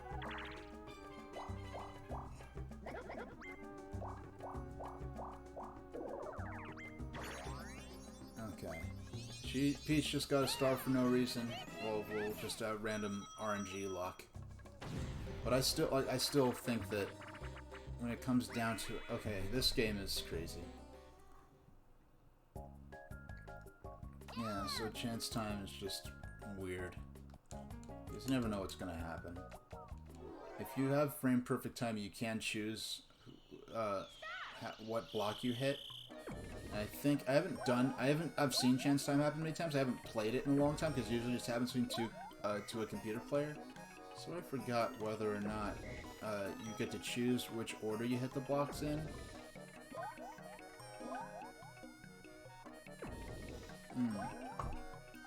Okay, I'm safe no matter what right now. Okay. There we go. Yeah, so Tuesday at 6. Yeah, no, I mean Tuesday at 4, then Thursday at 6 a.m. And what I'm gonna do is I'm probably gonna go to Mario. I'm gonna stick with Mario Party 2 for now. Yeah, for now I'm gonna stick with Mario Party 2. Please. Okay, that wasn't smart. Okay. I got lucky Peach just happened to choose 1. Now Yoshi's gonna be out, and then it'll be between me and Peach. Yeah, I'm gonna stick with Mario Party 2, because I do want to... I'm gonna go back... Mario Party 2 is gonna be one that I go back to a lot. But I do want to stick with it for now, because I at least want to play through each adventure board once, and then get through the end of the game. And by then I should have enough coins to unlock to purchase all the mini games that... Okay, I'm cheating right now. Okay, so 1. I have to take 1. Hopefully she takes 1. No, I'm out. I usually do win this, so I don't mind so much. Yeah, I'll stick with Mario Party 2 for this coming week. And it's like, I'm happy that I'll have more time, hopefully, to work on YouTube stuff, but at the same time, I'm a bit sorry that I won't... You know, I do like streaming a lot, but I do want to get into my YouTube stuff. I've had years worth of YouTube videos that I want to make. There are certain YouTube videos that that I want to do in a timely manner. Oh, my very first spam message. Goodbye. That was fun. Yeah, nice little power trip there. Yeah, don't give your money to that. It's probably some kind of overseas pyramid scheme involving probably some kind of creepy digital currency.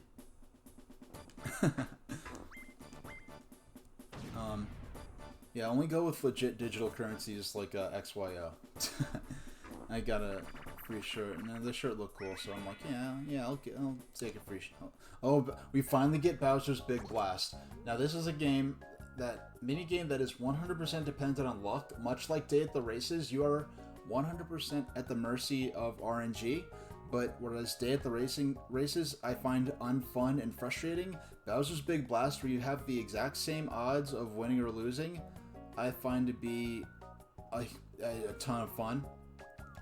Because I guess just the suspense of it It just makes it fun. Even though you have the same odds as... And plus you're in control... That's another thing.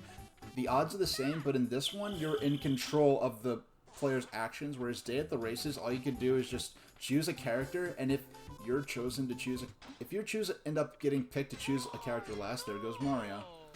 Yeah, if you choose a character last, then you don't even have much of a choice, especially if you're the fourth person to pick.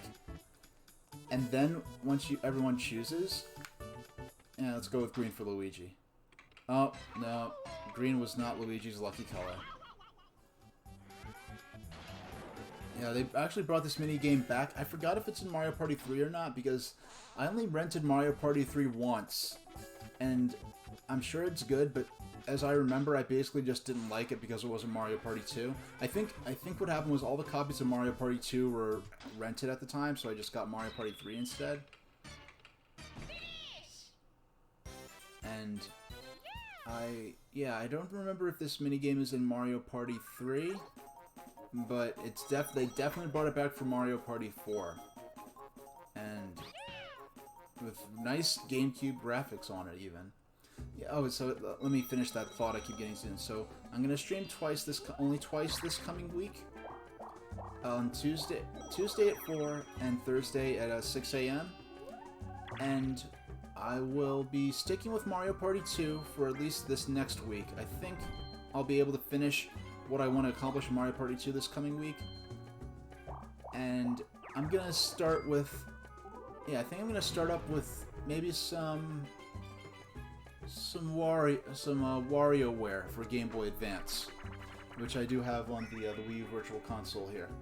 So yeah, next we'll stick with Mario Party 2, and we'll add WarioWare to the mix. Now I have not really played the Game Boy Advance WarioWare since 2000, probably 2004-ish.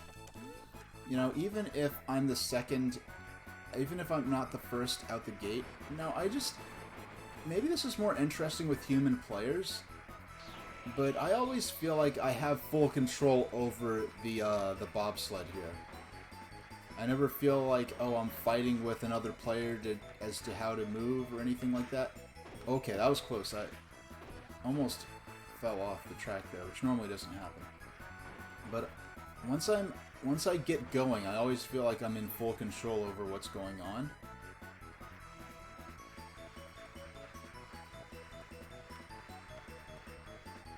Yeah, I'm way ahead of the rival team of Mario and Yoshi there. Okay.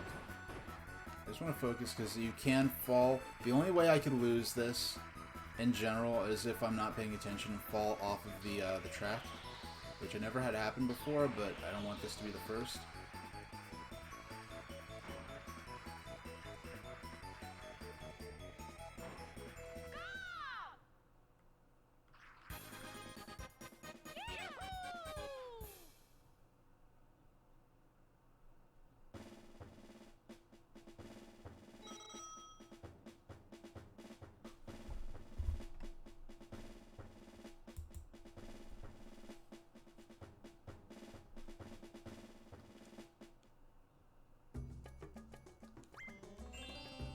Okay, only a couple more turns. So what I'm probably going to do is get started on the next map. And I'm probably going to make it the minimum number of turns. I don't think we'll fully get through it. So yeah, so next week's going to be a lot of mini-games. And then after the week after next week, I do want to get back into Sonic the Hedgehog. And work towards being able to collect all the Chaos Emeralds, because we did beat Sonic 1 for Game Gear on stream, but we did not collect all the Chaos Emeralds. I know where all of them are, except for, yeah, I didn't collect them all on the playthrough where I beat it, but I do know where all of the Chaos Emeralds are. I actually got the Scrap Brain Chaos Emerald in my last playthrough. Now this minigame I'm going to lose. This minigame, it lost its purpose when they adapted it from the Mario Party 1 version, because in the Mario Party 1 version, how this minigame works is that the player that's operating the crane chooses one character or item to steal, to grab, and whichever character they choose will have coins stolen. Some of their coins stolen by the player operating the crane. Now, the point of this mini game is to collect all 3 of the player characters. Look at this. I'm tapping as fast as I possibly can. Okay. Oh wow, I actually got away once. But there's absolutely no chance. Now look, now I can't even do anything. Now it's up to the AI sucks at escaping from the crane, and with all the time they give you, there's no practical way. Maybe it's probably more interesting with human players, but as far as okay, now she's going for the clock. There's no way she's gonna lose this. Okay, only a matter of frames. I don't have enough time to escape. Like, I might as well just put the controller down when I'm playing as one of the dolls in this game. Yeah, this is a minigame that should have been dropped from Mario Party 1, because once the point of the game is not just to choose a player to steal coins from, at that point the minigame serves no purpose. Should have been replaced, okay, last turn. Either should have been removed from the game, or replaced with a,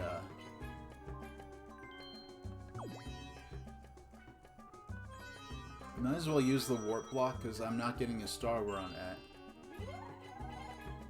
Yeah, I'm not... No chance of me getting a star. Yeah, might as well go ahead and use it. I don't think anyone's even on the island that has the star on it, so...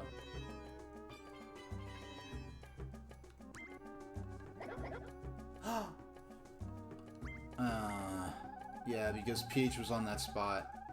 And then, yeah, go figure. Okay, I lose 5 coins. I'm not sad about that. Should I steal coins or a star? I will steal coins from Peach. Not that it really puts me far ahead at this point, but I don't want to steal a star because at that point, one of my intentions right now is to fill up my coin bank so I could buy the mini games I could use for the other modes.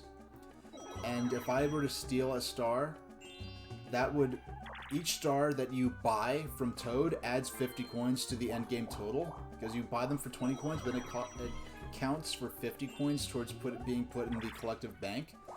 But stealing a star only removes coins from play, and all the coins the other players are earning, the computer players are earning, do count towards the collective bank. Oh yeah, the one mini game that is impossible for me to...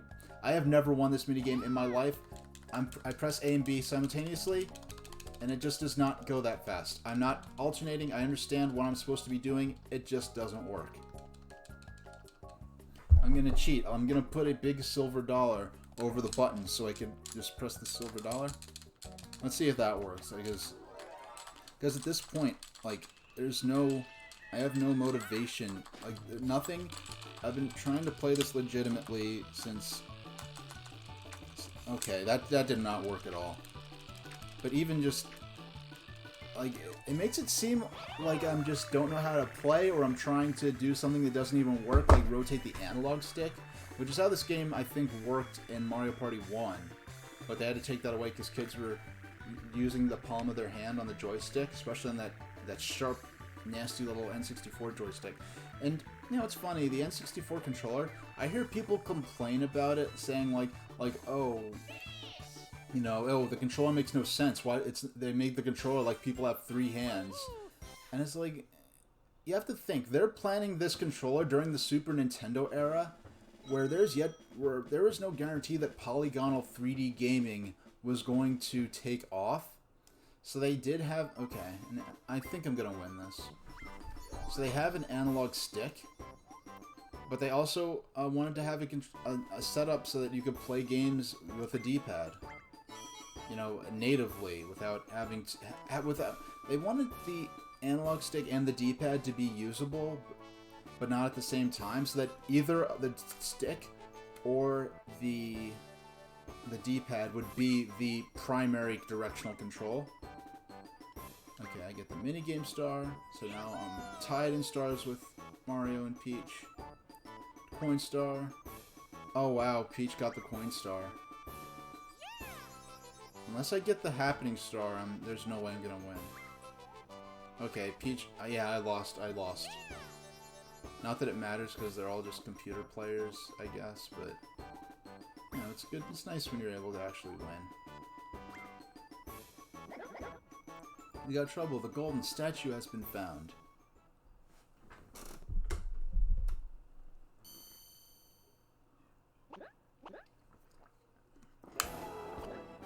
The statue. If you found. It's a shadow riddle. What is this?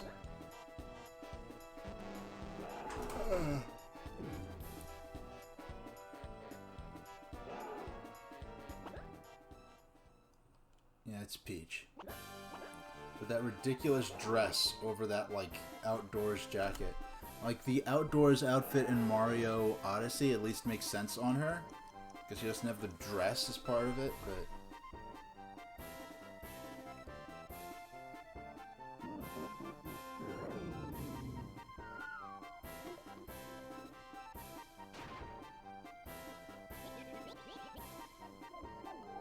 Okay, so... Yeah, so the statue was actually a pink bomb, and that was awkward. Yeah, so this one and only this board game map in Mario Party 2 has this lore that Bob-ombs are an alien race that never, I don't think, ever appears again in the Mario franchise. So yeah, and they're not so brutal with these ending sequences like in Mario Party 1, where whichever player was in 4th place, they show something terrible happening to them in the background. Yeah, Mario Party 1 was just a lot more, I guess, cutthroat and mean-spirited.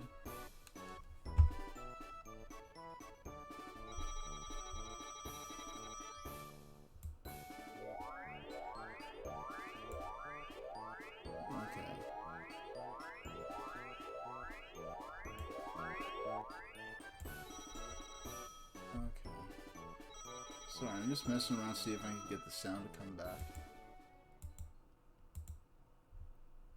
Alright, I'm not getting to hear the game today. I'm just accepting that at this point. Alright, we played through Pirate Land, Western Land, Space Land, and Mystery Land. The only map left is... Hey, I'll see you around. Thanks for dropping in. Yeah, go get started. I hope this was, you know, a fun, something fun to do before whatever you're off to do. I'll be streaming at 4 Tuesday and 6 a.m. on Thursday. So I'll be playing Mario Party 2 and WarioWare for Game Boy Advance. I'll make the schedule and post it later. You know, add 5 hours to those times. So 4 would be like 11. No, 4 would be 9, and then 6 would be like 11 for you. So yeah, I'll see you around. Thanks for dropping in.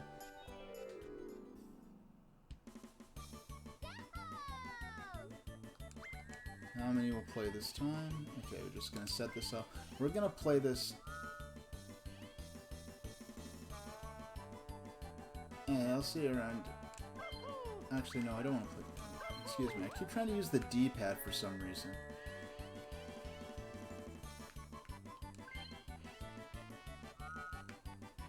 Yeah. Okay, there we go. You know, I find it kind of interesting that the Wii U Pro Controller is the only controller of this form factor I've seen from a major manufacturer that has the two joysticks on the same plane up here, whereas on the Xbox 360 controller and now on the Wii U Pro, on the Switch Pro controller, the joysticks are offset, and the GameCube was like that as well. But you'd think that, I don't know, I would always just think that, especially on like the 360 or the Xbox One, where they're more first-person shooters, that those would be the systems where the analog sticks would be even, because really the face buttons in the modern first-person shooters I've played are kind of more of a secondary sort of thing. bonus or no bonus? I'll play with bonus. And just keep an eye on my time here. Yeah, we'll go ahead with the short run. I don't think we'll finish this, but we'll at least get into it. Now this is called Horrorland, complete with... I'm surprised that the bloody letters in Horrorland. I don't know if... Yeah, I'm kind of shocked that Nintendo of America didn't censor that and just make the Horrorland text just regular, just red text, rather than the implied dripping blood from the Horrorland logo. And I find this kind of funny. I wonder if this is a sort of a Japanese sensibility that's leaking through here. But in this haunted forest, witches' cottages line the paths and ghosts gather after nightfall. Wield the magic of truth and justice when venturing through the forest. Your objective this time is to defeat the wizard Bowser, a resident of the haunted forest. Defeat Bowser to become the superstar of Horrorland. Now, before this adventure begins, we must determine turn order. Come on, I want second or third.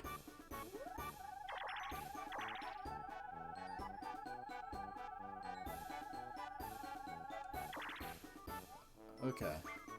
I just prefer being second or third in this, because being last, you're just at a disadvantage anyway.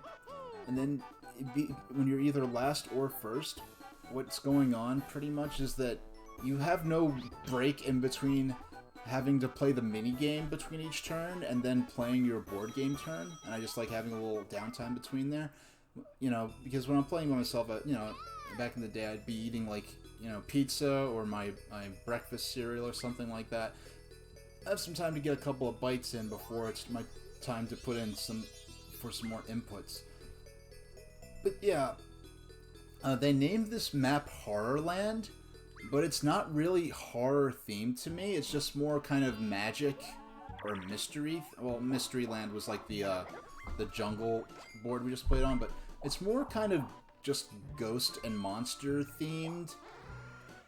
It's not like horror, and I guess the way I think of horror, I think of like a slasher film, whereas this is more probably akin to something like Harry Potter than real horror. And I do want to show something. Okay, I did not mean to do that. Okay. Okay, I didn't mean to do that. Okay. Look at the... Now, here's the map. Here's what's going on. We're on the way to... What is this? Ketchup here? Or paint? Giant ketchup. You have a pumpkin patch. I don't think the Great Pumpkin lives there. Yeah, just look at all this. This is one of the coolest looking maps, I think. I do like Pirate Land a lot, and the okay, so that's where the star is right now. I wasn't exactly paying attention when but I didn't realize this until just a couple of years ago. When you look south of the game map, there's a road right here, just a modern paved road with a line drip painted in it and everything. And here, it's like these tire marks where this car is implied to have crashed, which is a little grim. But the idea that this haunted forest is just right off the edge of just a road, like, it kind of ruins the, oh, you're deep in this mysterious forest atmosphere. But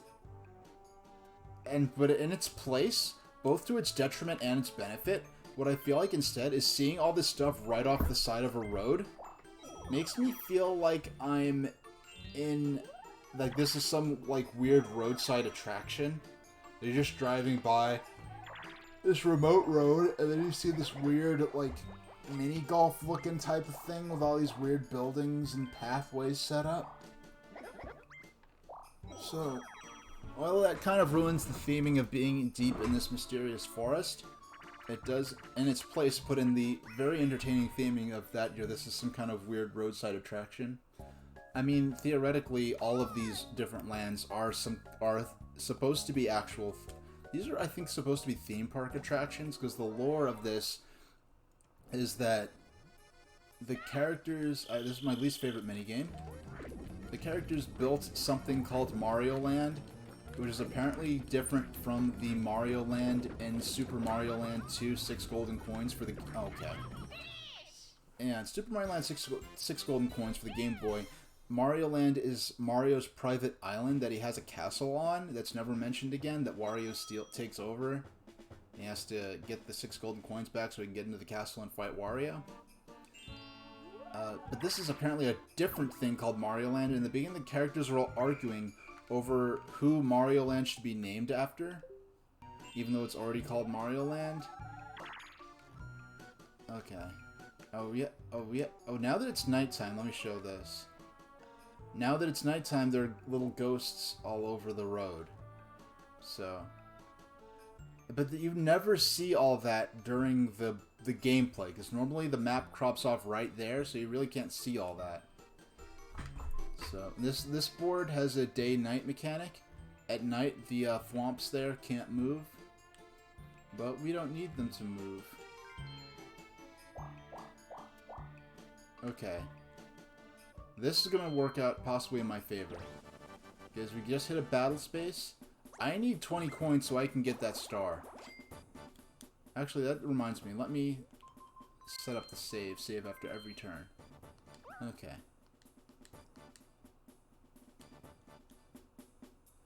So 47 coins are up for grabs.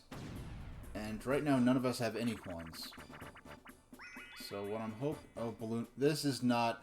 I'm going to practice this one. This is not an easy minigame. This is probably more fun with computer players, but when you're, with human players, but when you're playing with three AIs, it just feels unfair, because the whole idea of this minigame is that the weird controls are supposed to be... Oh gosh.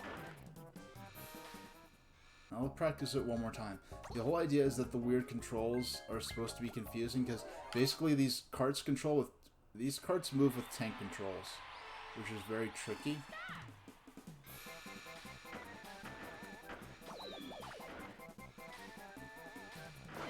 Oh. I popped Peach's balloon and then backed up straight into...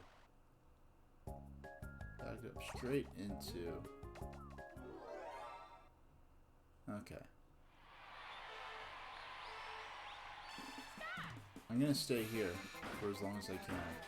I'm just gonna stay here. Okay, I won. That was a good strategy. Just stay with your balloon backed up against the wall. If someone hits you, then just, Alright, now, unless someone does something crazy that I can't expect, which is the nature of Mario Party, then I've got the first star guaranteed right now.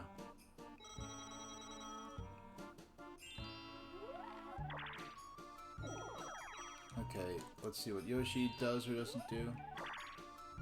Okay.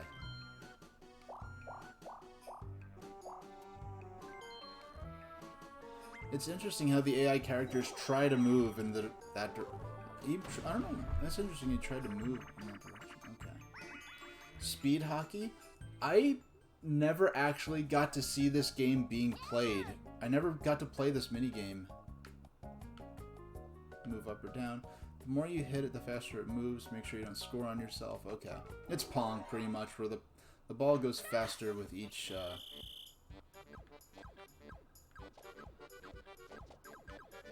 Okay. One.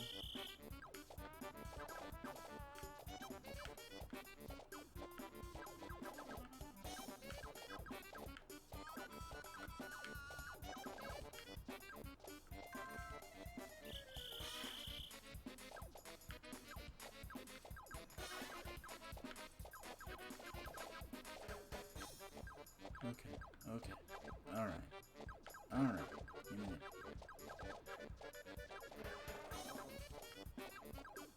Okay. Flawless victory. Didn't lose even once. This does kind of remind me that Clubhouse Games Worldwide Classics, or whatever it's called, that is out now or very soon. That looks like a lot of fun. So I might be getting that. It might be the first modern release I ever take a swing at streaming. We'll see. But the thing is, a lot of those games require a certain amount of concentration. I'm not sure how I do with that on stream. We'll see.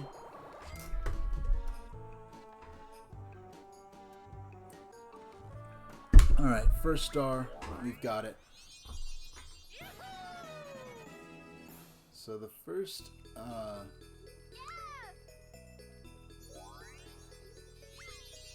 yeah, so next week I'll be doing... I'll start with WarioWare for Game Boy Advance, which I have not played since back on my Game Boy Advance SP. And I look... yeah, that'll be a lot of fun, because WarioWare is one of those games where the maximum fun is like the first time you play it, and you see all these weird situations and have to try to respond quickly not knowing what's going on.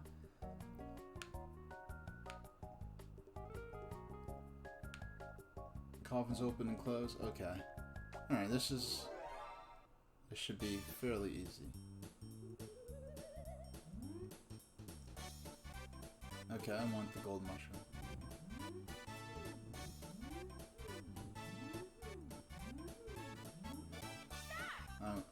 This is quite like the Pirate Land minigame. In this one, you basically just choose the item you want.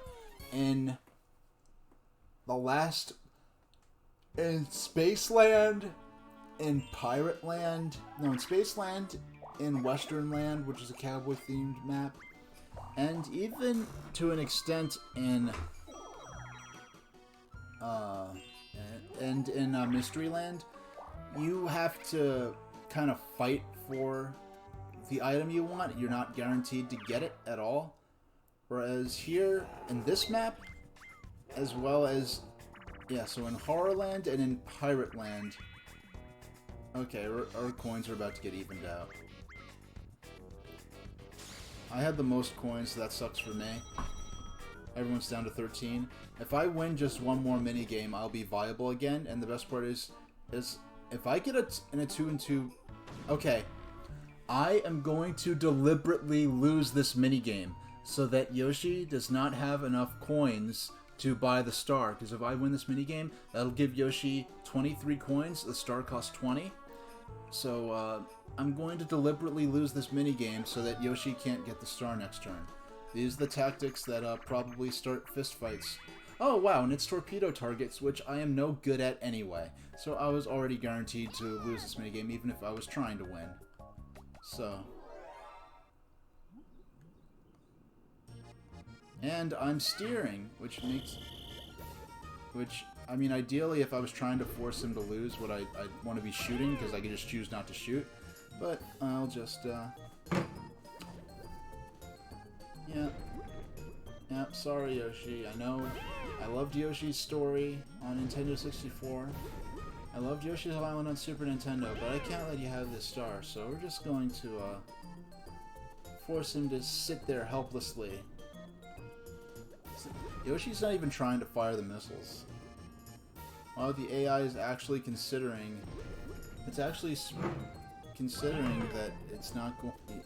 logically, you shouldn't bother trying to shoot it unless you could actually see a target or hope that there's a target. Wow, okay, that was a little too close. You actually shot the other submarine. That was so close to actually successfully playing the game that I'm just going to go back in the corner here and wait out the rest of the minigame. Yes, I've never won this minigame on stream before, so it's just as well that we lose it here as well, and lose it here too.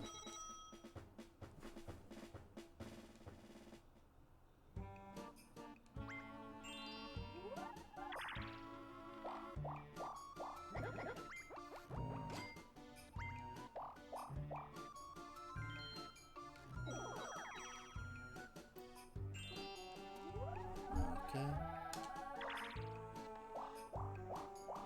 3, 2, 1. Yeah. And I think that more than made up for, now if you're new to this, the bank space, when players pass the bank space, they have to put 5 coins into the jackpot. If a player lands on the bank space, then they win all the coins that were put into the jackpot.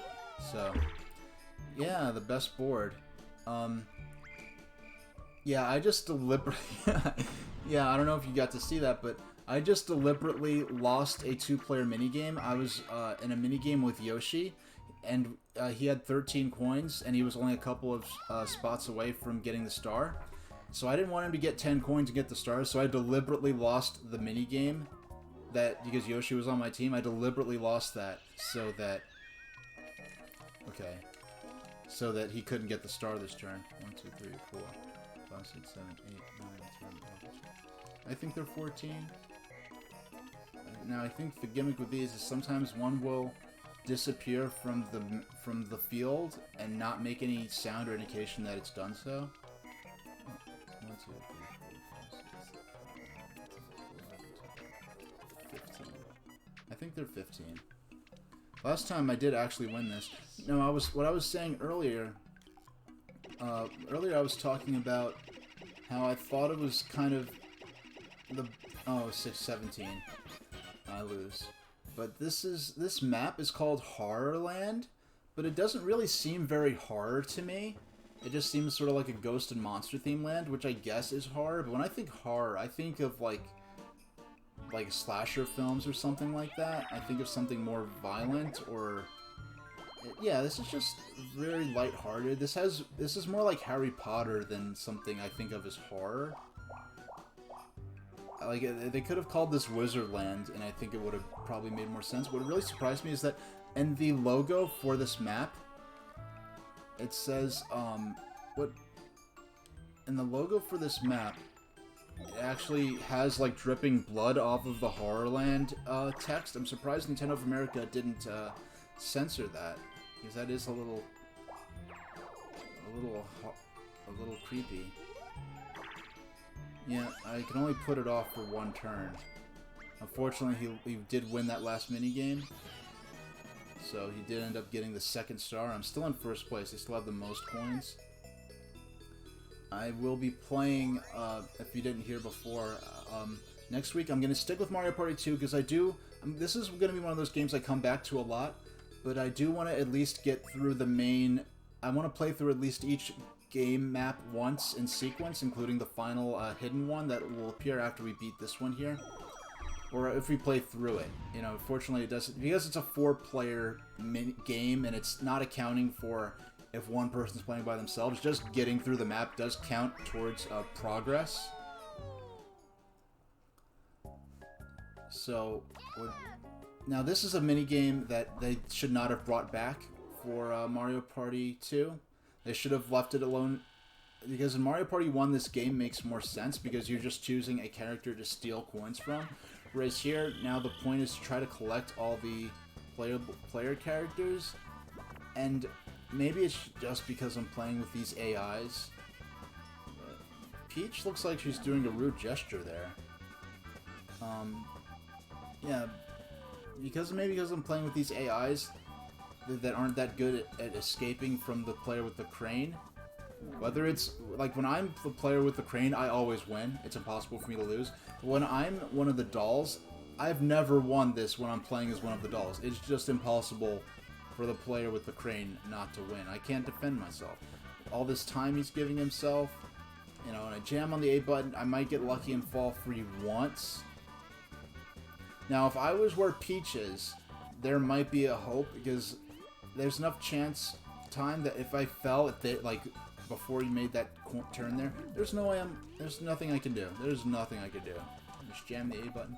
If I might fall once, okay, I fell once, there's no way I'm gonna have enough time to fall a second time. Okay, oh, I fell a second time. Now the third time, if I...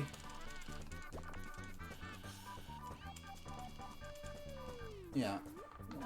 They should have made there be 10 seconds fewer time, and then I think it would be more balanced.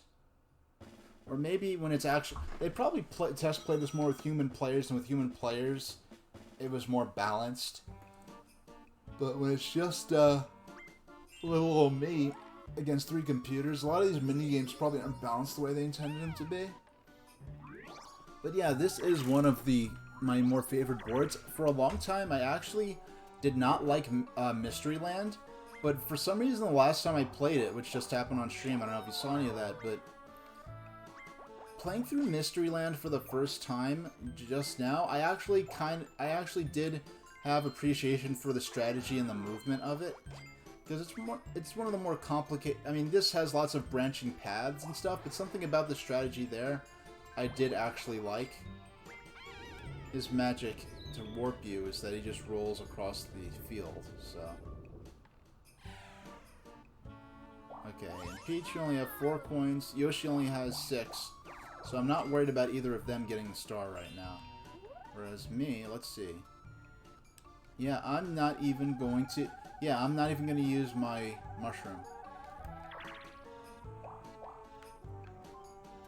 Even if, unless someone, no, I don't. Decline. Unless someone uses the warp block and warps with me, which no one has a warp block right now. I doubt they'll get one in the next turn. Unless that happens, there's no way that either of them are going to steal the star from me. Or rather, get to the star before me.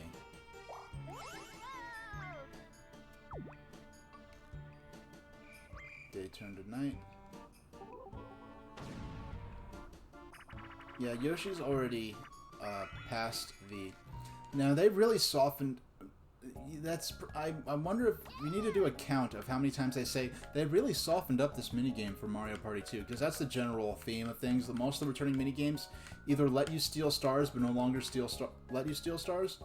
And this minigame actually had a death mechanic where if you did not...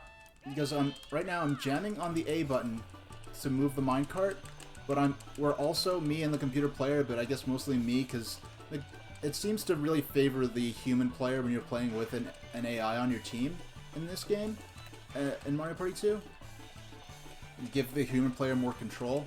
Because like in the bobsled game, I feel like I have full control over the bobsled. I don't feel like me and someone else's inputs are being divided and compared to average out how the game will play.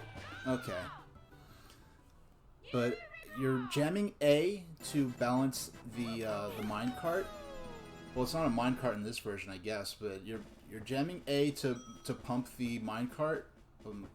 It's not a minecart; it is a hand car. You're jamming A to move that is also called a Dreacene. If you did not know that, those hand-powered rail cars. So I'm jamming A to pump the Dreacene's handle, but I'm also using the analog stick to balance the cart as you go around curves. Because you have to lean into the turns to go faster.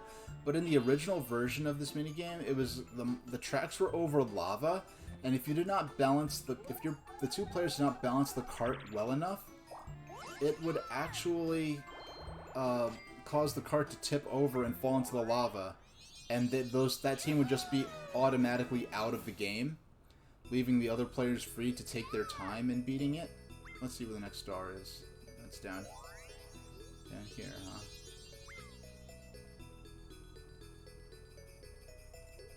Okay. It isn't... Okay, turn to day. So, I think me and Yoshi are tied for the happening star right now. The bonus star at the end for landing on the most question mark spaces.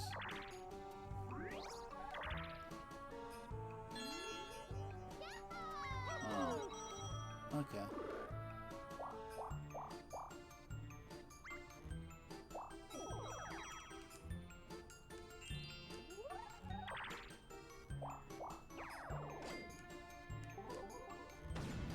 There we go.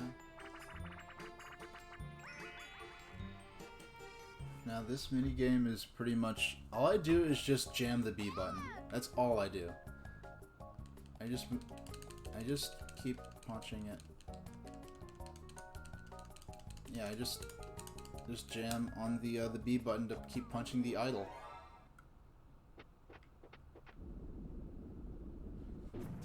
It's once again, it's probably more interesting with human players, but with this, the way the AIs act, I just find that running against the statue and just jamming B is the quickest way to break the statue.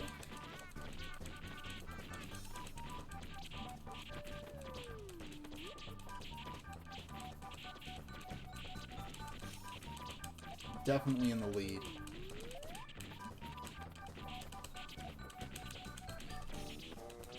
Okay, there we go. Seems like that took longer than normal. Yeah, I don't think I've ever lost that minigame, so... I'm guessing the ground pound might do more damage, but it takes longer. Against human players, using a variety of moves is probably maybe more interesting, but and my only experience is playing with AIs, so that's just how I play.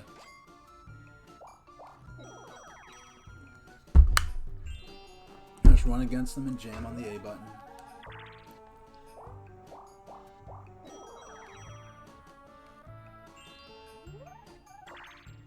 Okay.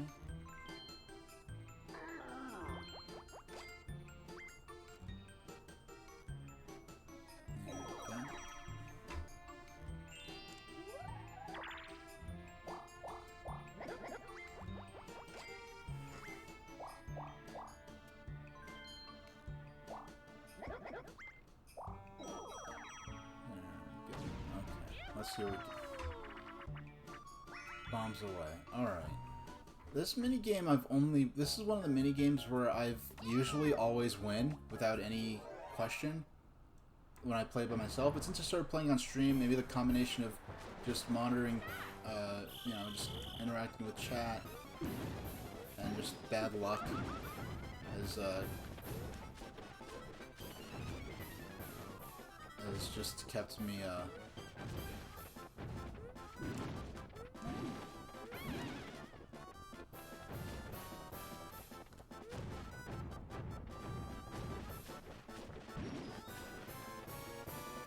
Okay, here comes the big shot. There we go. I win. Yoshi wins too, but what's important is that I win. Yeah, I just had a lot of weird luck where the other characters, that without even trying to push me, just landed in a weird way where I guess their collision detection with the floor wasn't aligned right. So it just, like, their character just slid in this unusual way and just shoved me off of the platform. With human players, I think they're probably more... I don't know, it just seems like when I see the AIs play, a lot of the time they lose is... excuse me. Is because they're... Let's see what's going on. I can... Yoshi has 21 coins. It is time to improve our chances with the golden mushroom.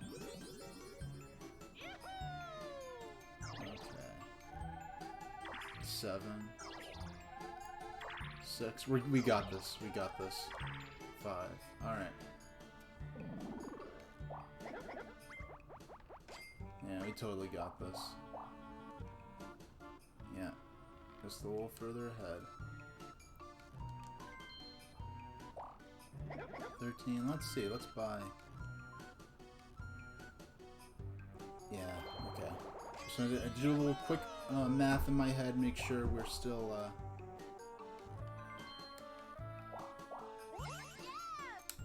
make sure I still have 20 coins after I made this investment, because after the golden mushroom basically got me that star, there's no way I'm not getting another one. Because Yoshi would have got that star, because it's not likely, even if I rolled a 10, I'm not sure I would have been able to beat him to the star. Because we had the golden mushroom, we were able to make it there super fast. So, I'm going to stick with that strategy, hang on to a golden mushroom as our go-to strat. Now, Mario's on the path to the star now. He has 47 coins. He's probably going to get that one. So, it is nighttime, so I can't move in that direction anyway, because you can only pay that guy to move during the day. So, just go ahead and steal coins. Yeah, I'm probably gonna get more coins after it cost me 5. Yeah. Odds are it'll cost me more than...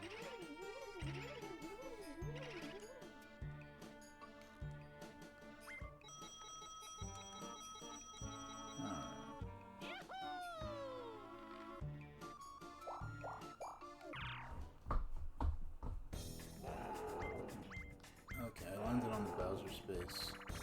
Bowser Evolution wouldn't be so bad. Okay. It's gonna take 20. Alright. Okay, so it's good that I stole the coins, because I think I had 6, now I only have 3. If I was gonna land on this spot either way. So, I might as well land on a spot. Yeah, I'm actually better off than if I had just not stolen the coins.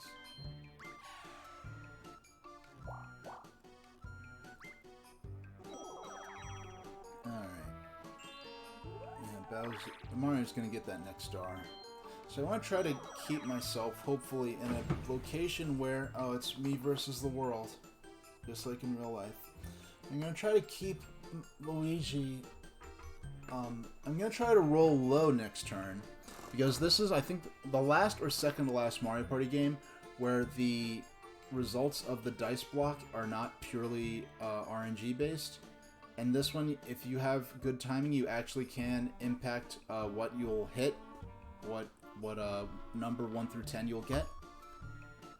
So, what I want to happen, I want to try to keep my rolls low so that I could try to be in a good spot so that wherever the next star is, hopefully I could adapt my strategy accordingly. Okay, quick send cash. This is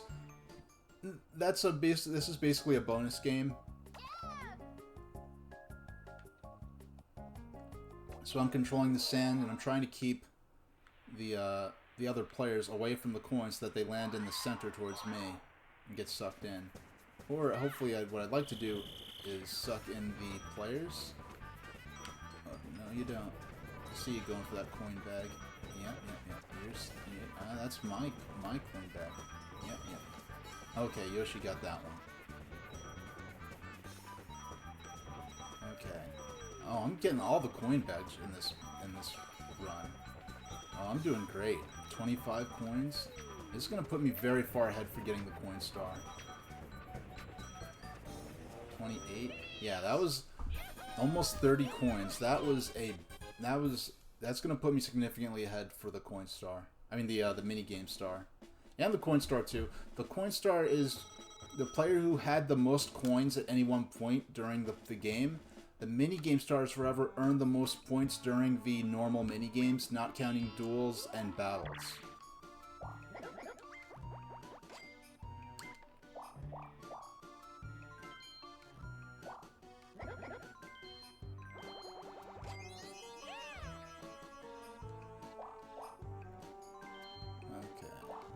There we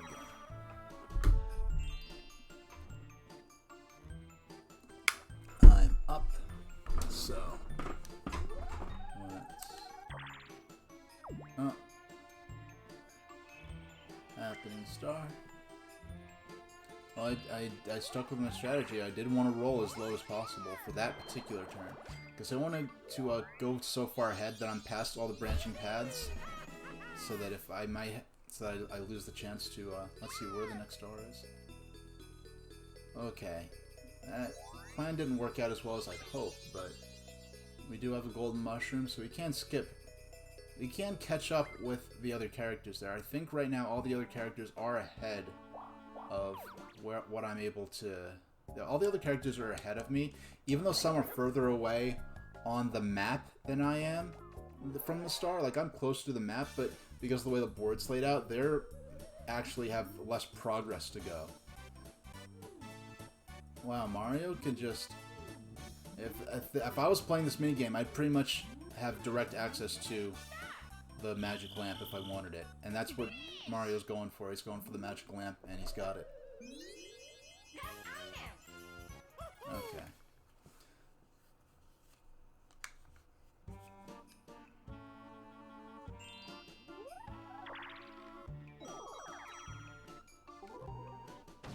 Alright, 4-player minigame. It could have been a 2-player minigame, so I was waiting to see what happened there. Stretch my legs a bit. Alright. This is one I have to focus on. Because once I was distracted and I ended up losing for it. My strategy is to go around the edges. And then try to take out those ones in the center. Ooh. Come on. Come on. There we go. Got it. That's one of those mini games that I always did well as a kid, but missed out a lot on. I miss it more often now that I'm older. I don't know if it really is my reflexes or what, but...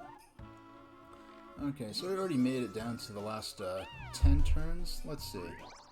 We only have a minute left on my timer because I plan to play this for about an hour.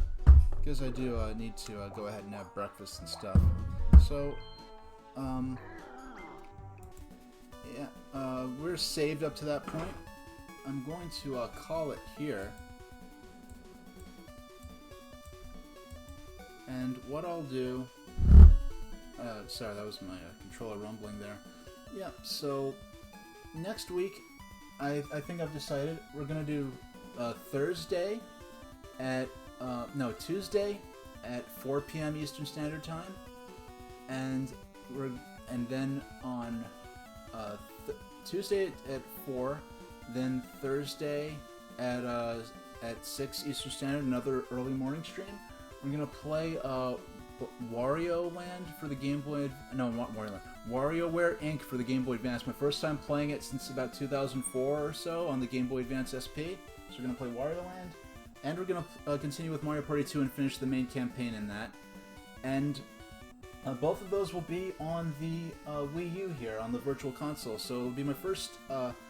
Yeah, the original games were on different platforms, but it will be my first time doing a stream, entire stream using only one console.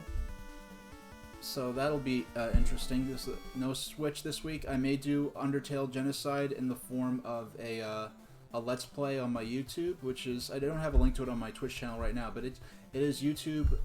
My YouTube name is GGuru1, and I'll put that up at my own pace. I might want to take a little break from Undertale for a while. But I think I'm going to continue that off stream. I do intend to play Deltarune, which I am totally blind for. I'm also going to do that as a Let's Play so I can play it at my own leisure and not have to, you know, and then I could also clip out the less interesting parts for people that have already played the game and just want to see my reaction to the more interesting moments of that. So that will do it for this stream. Let's see who's around this fine morning. Yeah, I don't see anyone I know that's streaming right now, and I don't want to send you to someone and they turn out to be a buttface. Let's see you streaming Mario Party 2. Let's see who's out there playing Mario Party 2. No one's playing Mario Party 2 right now. Okay. I should actually... Okay.